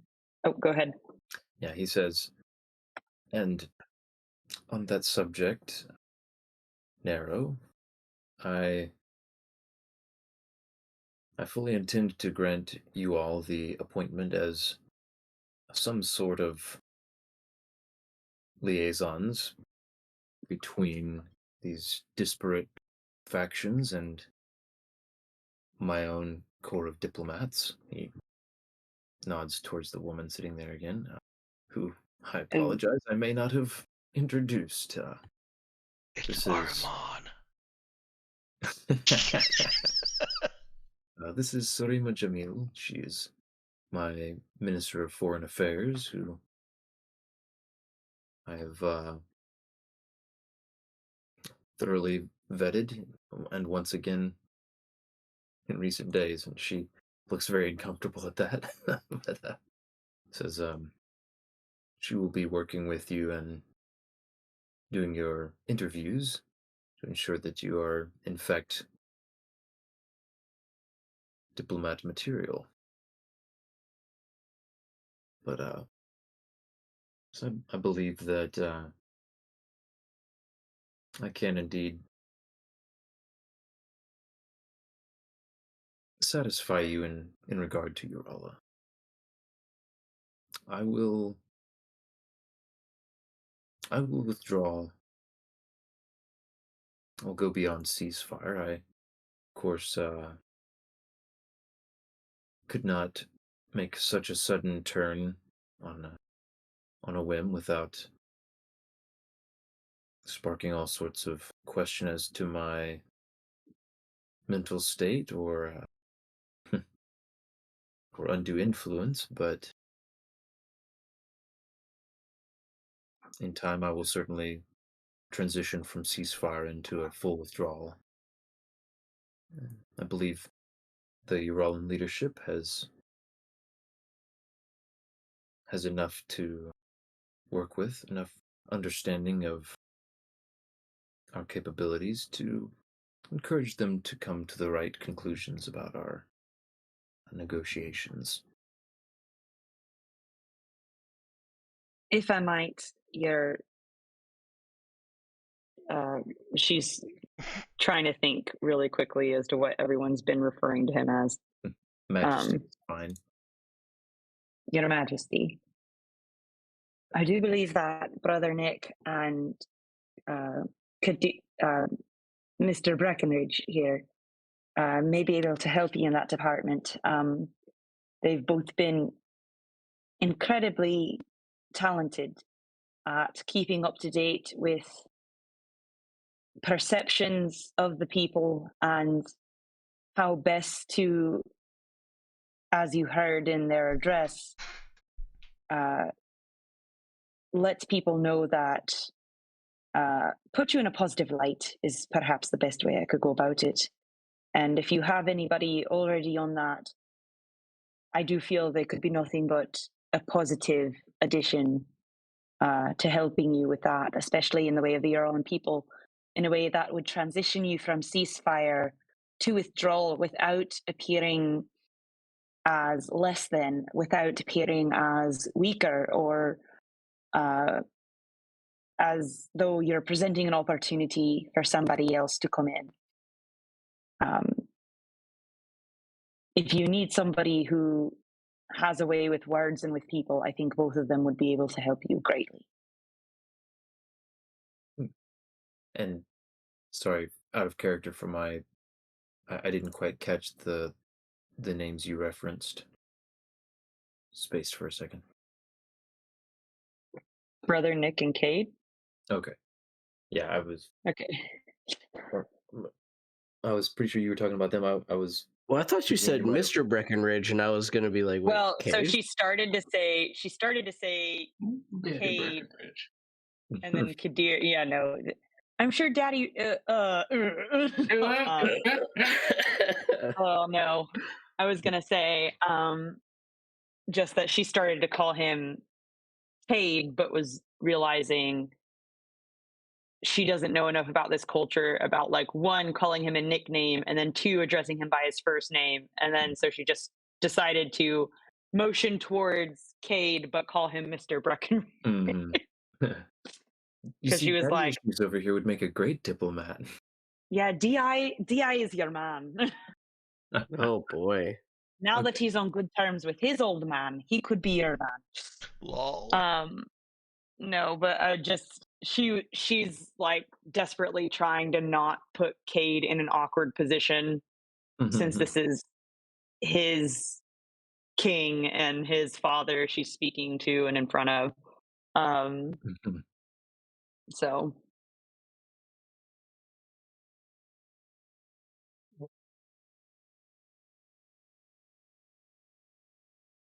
Yeah. All right, then. Yeah, he'll thank you for your recommendation, and yes, I hope that, especially considering your heroic actions, which are going to be the subject of much media attention in coming weeks, that that combined with your new status will give you the appropriate and publicly acceptable amount of influence over these decisions, and enabled me to make that transition without losing too much face. I do have an image to maintain, after all. Personal and life debt favors aside. Now, as for these Jakari, I'm certain that my deflecting of solid answers may have perturbed you, but uh, I simply have too many concerns and questions about this race of alien life forms, and not enough answers. Not enough to say definitively that I could, in good conscience, free them to go where they will. If there were still some found to be in captivity on Tabuka.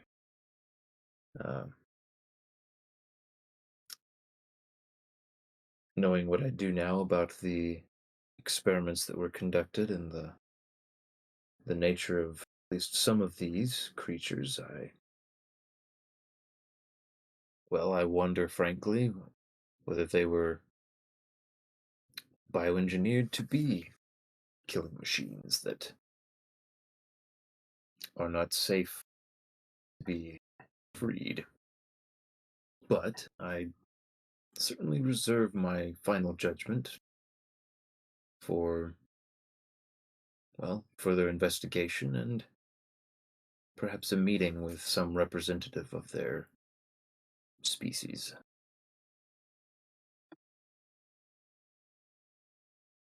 I'm certain that you have much more information than you've revealed so far.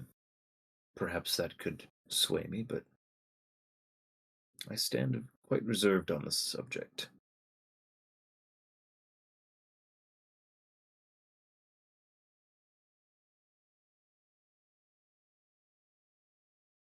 And you'll recall, I say this out of character, you'll recall that he definitely disavowed and condemned any research or exploitation of the Jakari, and of course any sort of Maltech use.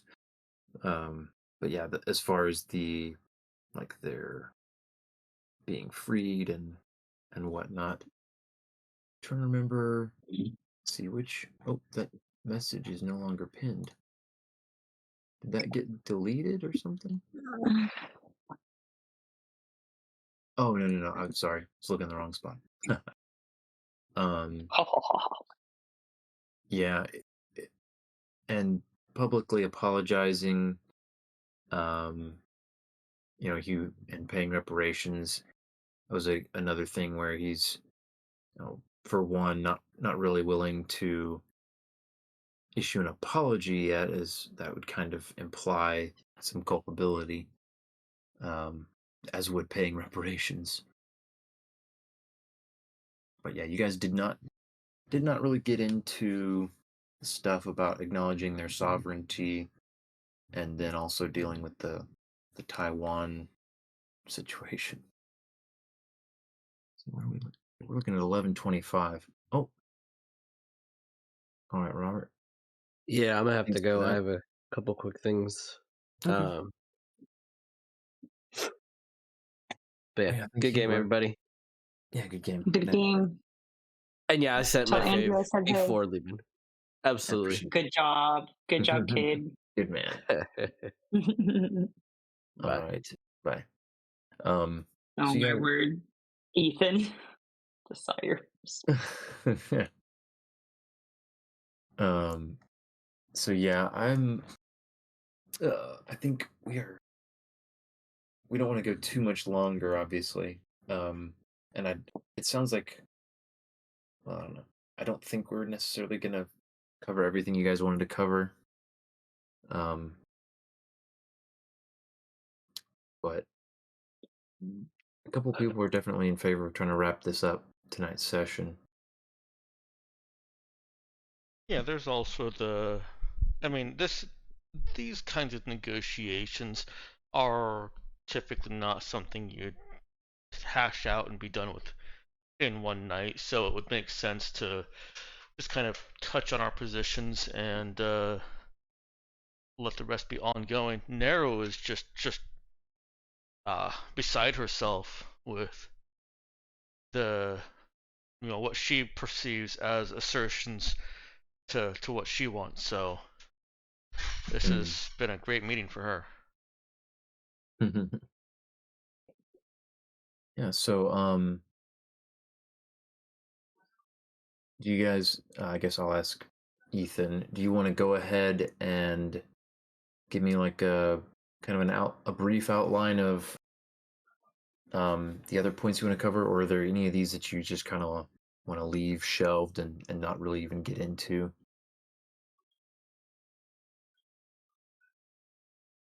Are we good with all the ones we had laid out before? Yes, to the rest of the group, or are there any we want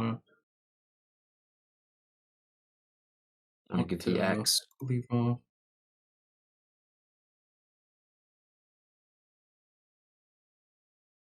Avery, any thoughts?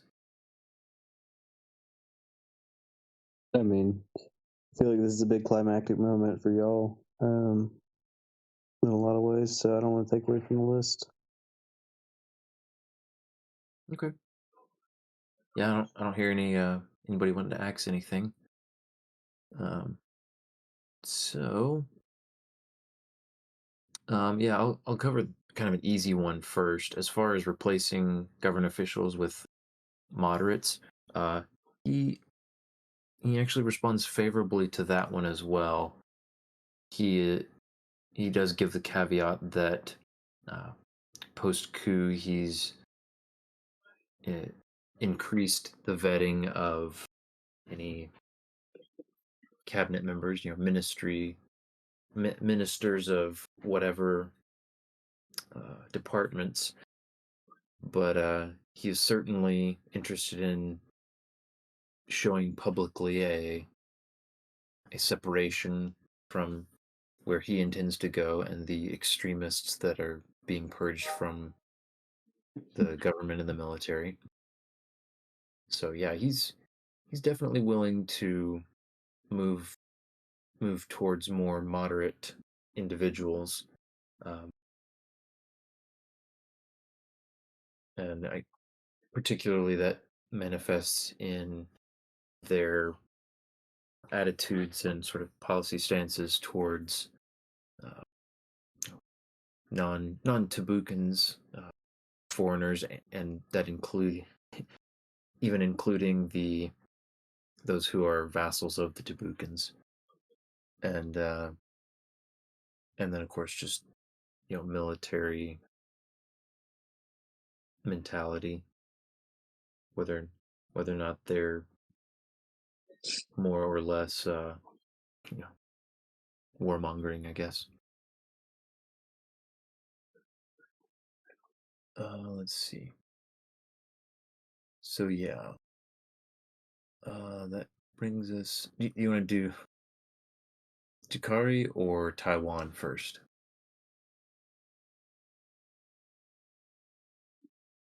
I would vote the Gikari. Yeah. Yeah, we have more personal connection with them. Okay. Yeah, so at least his initial response to to that point is that again, he is, I guess when you bring up Orozco Cupiets, how brief, broad strokes, how much do you tell him about what they're doing there, how they got there, your stance towards them, details about like the hybrids?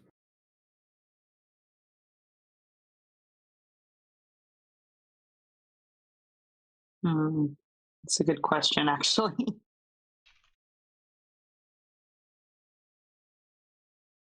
Maybe too involved a question to be quickly resolved.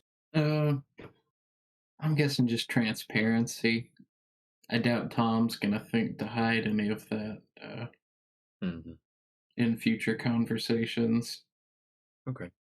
Yeah, To and essentially tell him the truth, and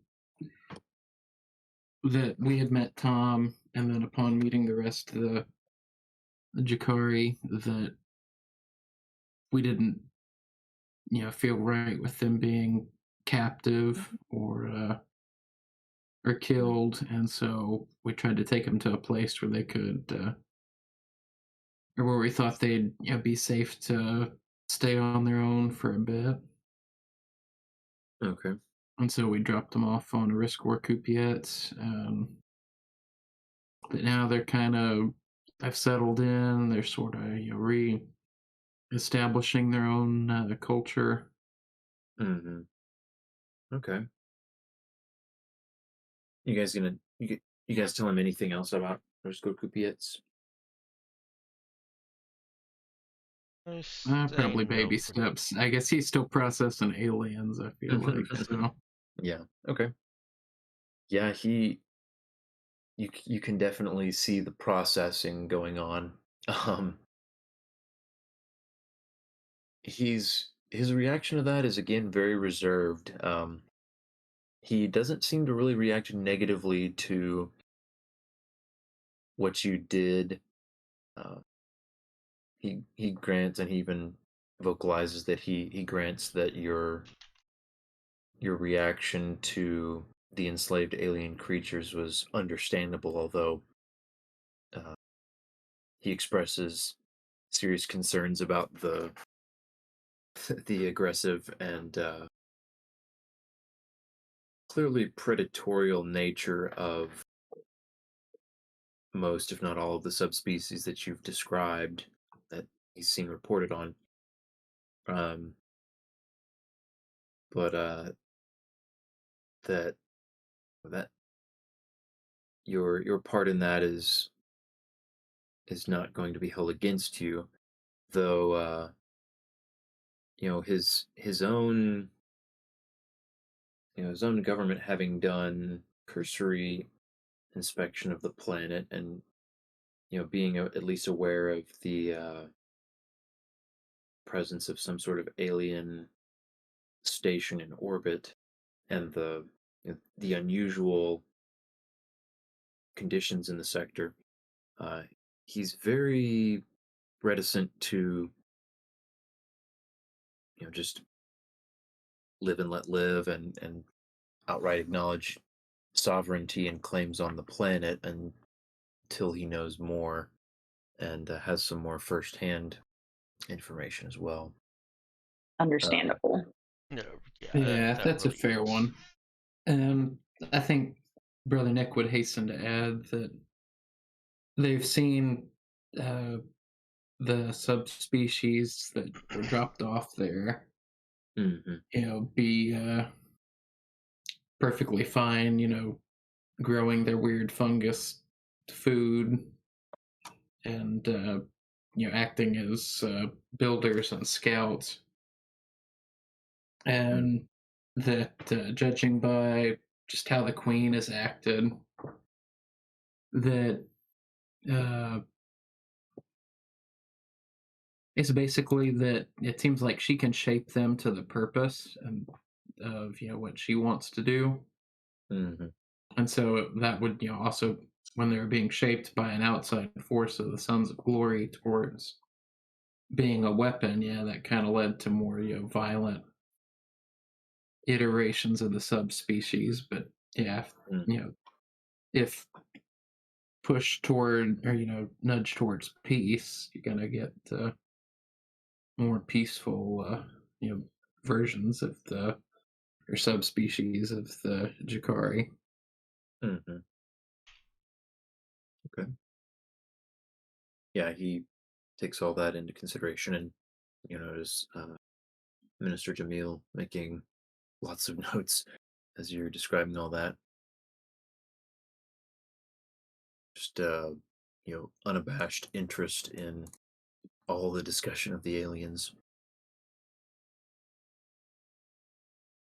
Um, all right, and Taiwan.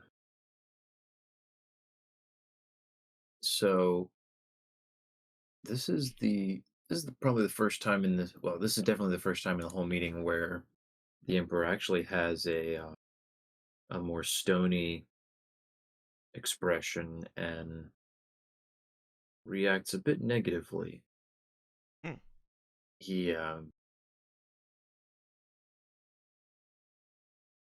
He's intrigued at first, but as soon as he picks up on what you're alluding to, what you're, essentially at least the implied accusation. I know you were planning to couch it in more cautious terms. Um, so you just didn't come right out and accuse the government of, accuse him of sabotaging Taiwan. But he does seem to react pretty strongly in denial of that the Taiwan was certainly an unfortunate accident, but he vehemently denies any involvement in sabotaging I mean, Taiwan. legitimately, now that we know there's people who can make themselves invisible and teleport, um, I feel like him saying, "Yo, dog, that wasn't me." I'm kind of inclined to be like, that's fair. Like, there are other people it could have been. Um, this sector is pretty full of big players, and so I Yeah. don't think it's really fair for us to be like, "Yo, you're the Emperor of Tabuk. Obviously, it was you." Mhm. Especially since it's what it appears anyway to me is that this is not a two-person game of chess. Um, as in the throne room, it was displayed. So, Mm. But yeah, so if Yeah, he's so I think that's a fair one.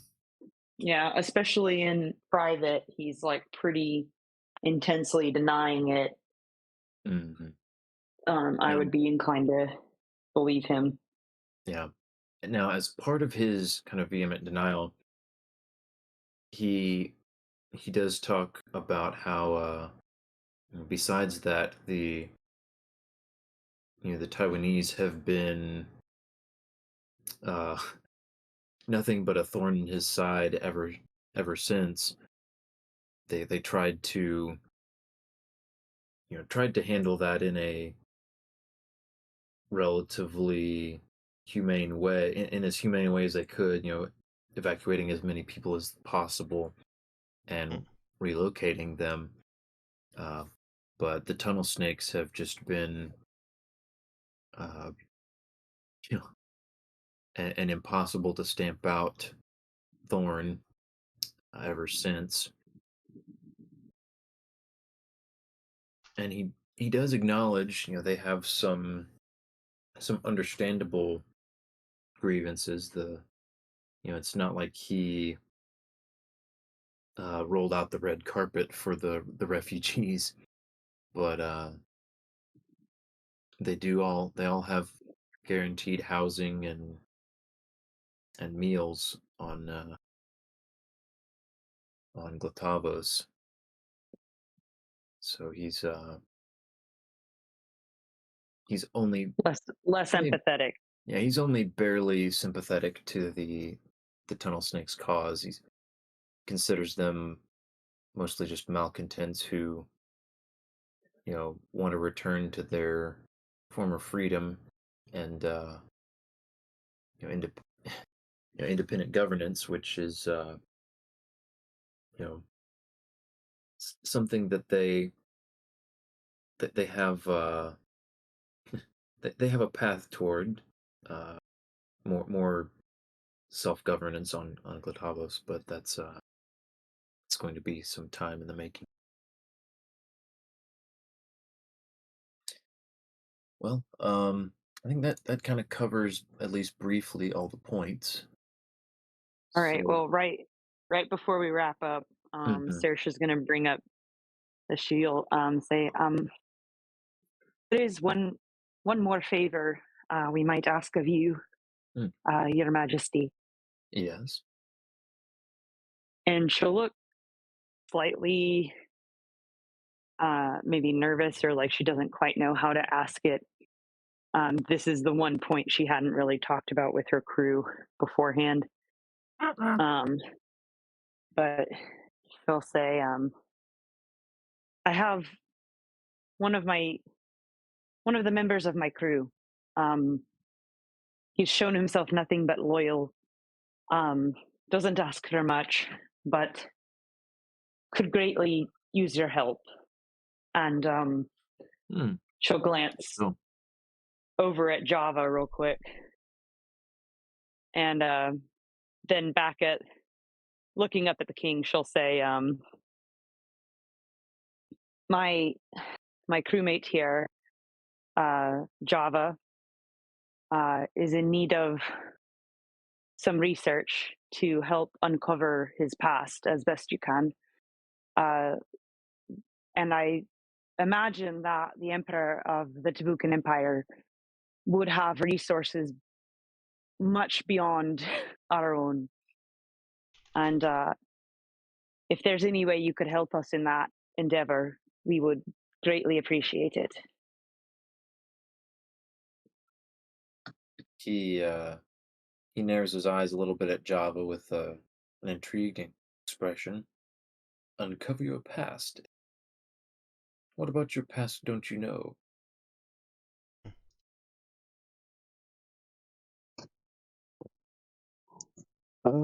Really much of any of it before Hmm.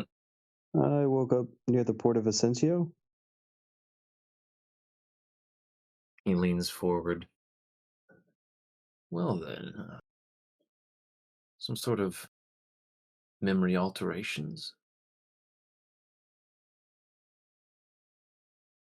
Maybe. Well, say I've not had quite a request like that come across my desk before. He looks between Saoirse and Java. Says, that is, though that is by no means beyond my abilities to help with, and exactly the sort of thing that a favorite of Tabuk could expect my help with. So I will gladly grant that request and will recommend you to my record keepers and whatever other information you might need is, of course, at your disposal.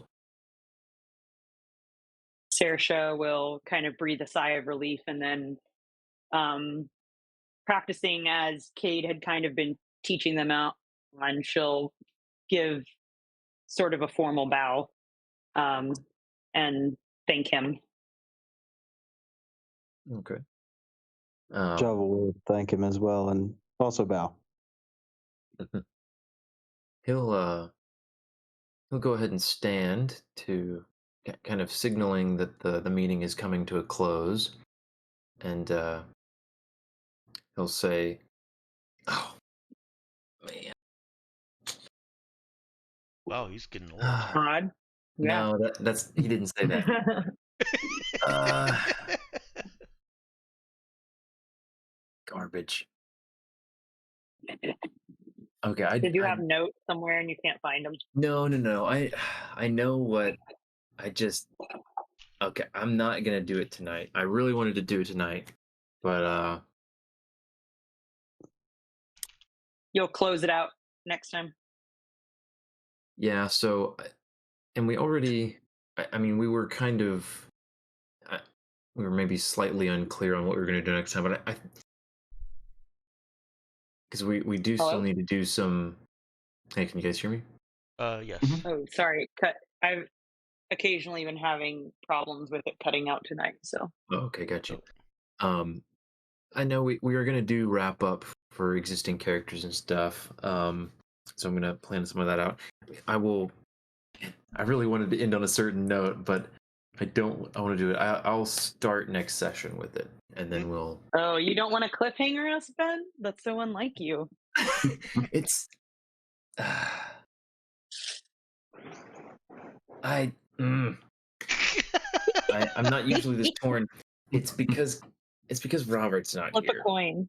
Oh, it's because Robert's not here. We can make a clip of tonight and send it to him. Would that make you feel better? Fair. I mean, we could just tell him, hey, you super need to watch the last couple minutes of last session. Okay. Wow, Ben, you're really hyping yourself up for the rest of us, you know. I can do a highlight that's more than the 1 minute the clips allow. So Okay. There you go. Well, I'll try not to butter my own bread too much. I'll just get on with it. So the Emperor, he stands, adjusting his formal robes and everything, to look at each one of you, and he actually gives a very slight but noticeable bow to each of you, and says, I again express my extreme thanks, the debt that I owe to you, that I intend to make good in whatever way I can.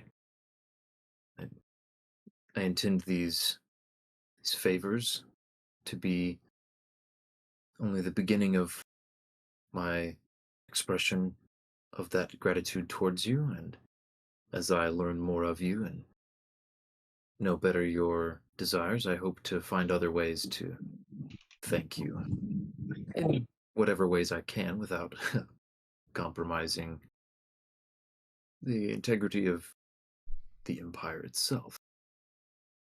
And he also bows towards Breckenridge Sr., who's definitely been staying in the background, being diplomatically silent through a lot of the more serious discussion. He says, I, for one, would like to congratulate Brother Nicholas and Nero on putting a decisive end to my mortal enemy, the general who had apparently made it his mission to end my life. For that, reward it in one part, granting Nero the ownership of the blade that she recovered from him, though it was Imperial armaments. She has more than earned the right to it, and I intend more, both for her and for Brother Nick. My armorers will be in touch with you. Ooh. oh yeah, her Power armor expression time, goes buddy. from one of defensive, you're not taking my sword again, to bright optimism. And I'm sure he's insightful enough to have recognized the first one too. Yes, he looks incredibly pleased with himself, and gives her a knowing, slight wink at her Yeah, I was gonna say she's like rapid a change of honorary expression. Tabukin, really. But Out of any of us here, she's the closest to a Tabukin. yeah, she's certainly got particular proclivities that endear her to the king, to the emperor. Yeah, I bet. He Like cleaving people in two. yeah. Now he does turn at this point to Cade and his father, and his expression grow a bit more serious. Now, as I did allude to formerly, there will be of necessity some upcoming vacancies in the ministry. And he looks at Tarek and beckons him forward. And he says, "I'm sorry to say, Lord Breckenridge, that I am going to be forced to relieve you of your position as the Minister of Agriculture." And he puts slight pressure on his shoulder, just guides him down to kneeling before him. Says, "I hope that you would consider a more important position." And he reaches up to his crown, and you notice at this point that he's able to separate part of it out from the center. Reaches over and places it on Breckenridge Sr.'s brow. I find myself needing to step back from the specific affairs of the people on Tabuk and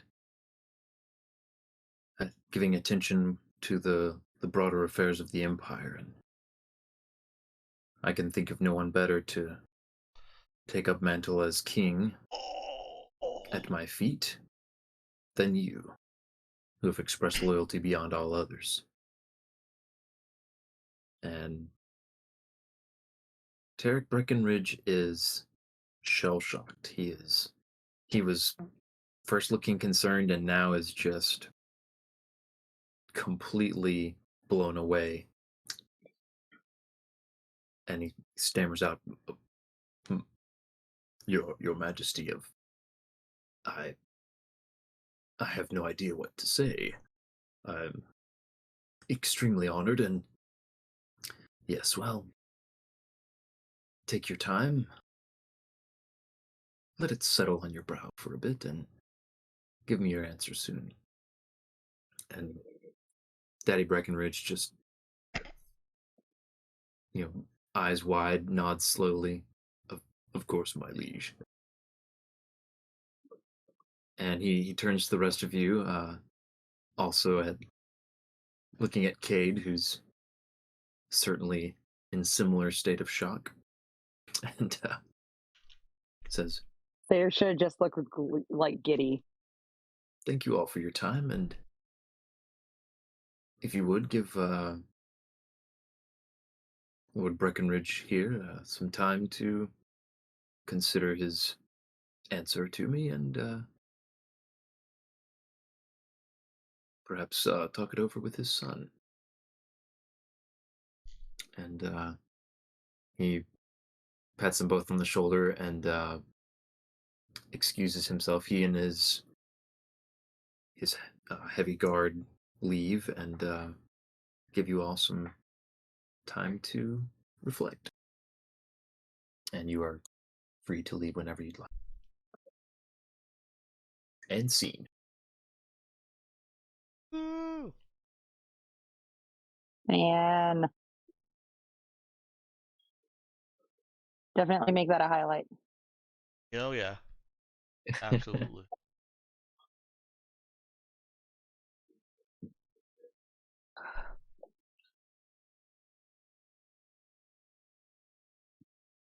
All right, well, let's cut to Faves here. And yeah, I feel a little bad for having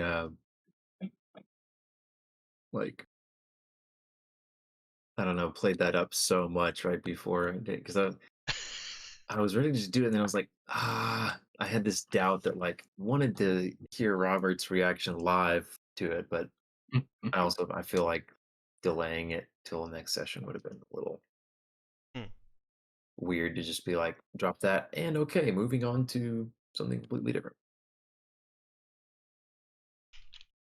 Anyway, with faves, Ethan, let's get yours first.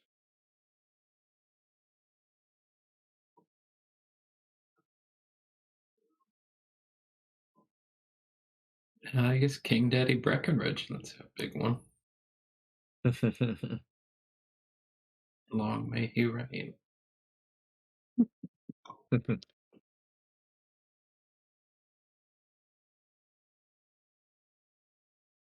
Yeah, I'm glad you enjoyed that moment. I had a fear it was going to be the person realized that they were supposed to teleport and then throw, or teleport murder and then throw the bomb.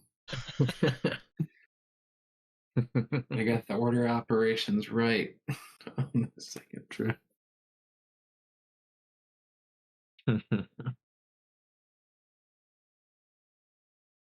Uh, yeah, no, they let's see, and I went ahead and pasted Roberts. I'll have to look and see if I can trim that down a little bit. But Avery, what about you?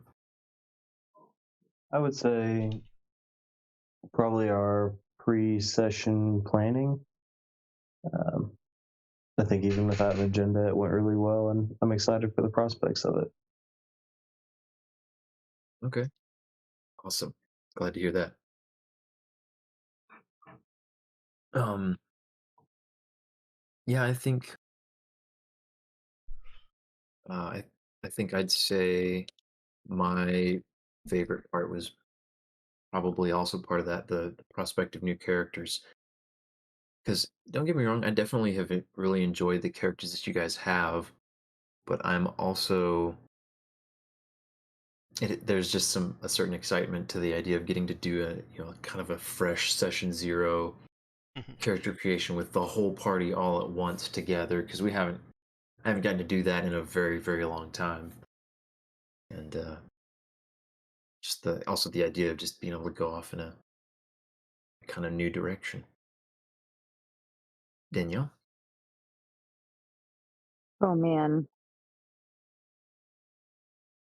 Yeah, I might actually say the pre-session planning.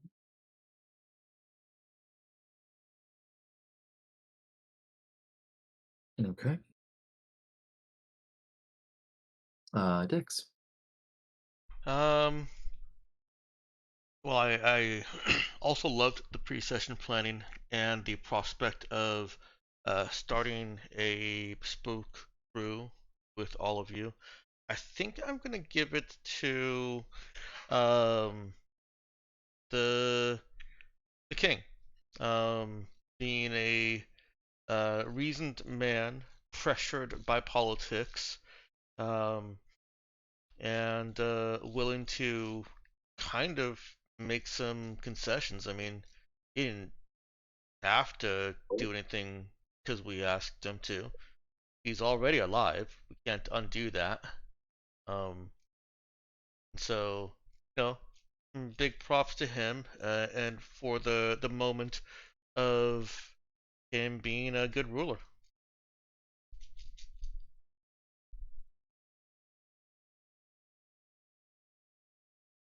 Yeah, true.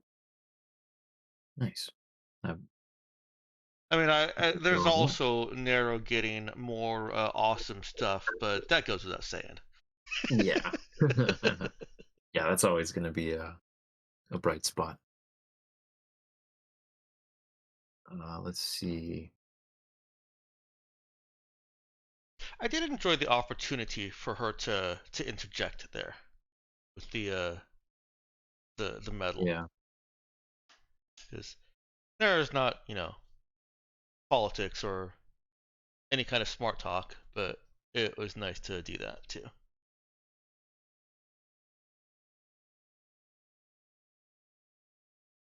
Yeah.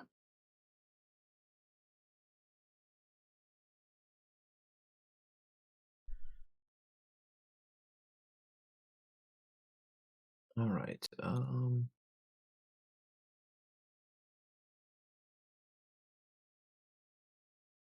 Yeah, I don't know that I can really summarize Robert's too much. I'm kind of drawing a blank on Eh, any way to summarize that. I think that's fine to leave it that way. Post it as is. I did really want to know, Danielle, if you remember, what was it Saoirse was going to do after Nero sat down embarrassed by her own stunt? I can't remember. Okay. I wish I knew. I might remember after some sleep, but I don't know. That's all right. Yeah, sorry about going extra long tonight, guys. I definitely I'm definitely trying not to do that too much because we need to try to get closer to our 11:30 end time. Well, especially since I have to get up and take our daughter to kindergarten now Yeah. on Tuesday mornings. Yep. Yucky. So we can go ahead and end the session there, and um, more XP, and then call it a wrap. Alright, guys, just 9 more sessions with these characters, and then we can go to new characters.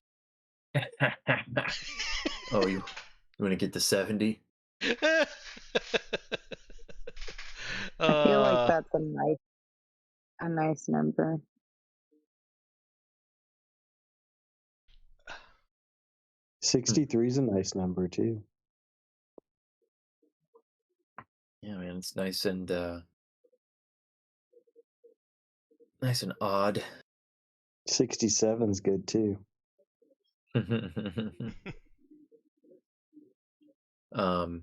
So yeah, I will, like I said, I'll message everybody. I'll try to do that tomorrow maybe, and with some preliminary ideas about ways to get some closure and things to wrap up for the characters. And by all means, if you guys have any ideas already, please send those to me, and that'll to kind of start off the conversation. We'll sort of loosely plan to I'll tentatively plan to be trying to go through some of that stuff. Oh, excuse me. If some of it seems like it's going to take some actual doing, then we'll discuss that as a group before we embark on that as a whole party. But if it's stuff that can pretty much be handled individually, then we'll go through that. Sounds good to me. Alright, is to end the stream? Yep. Alright, ending Get stream. her up. Peace.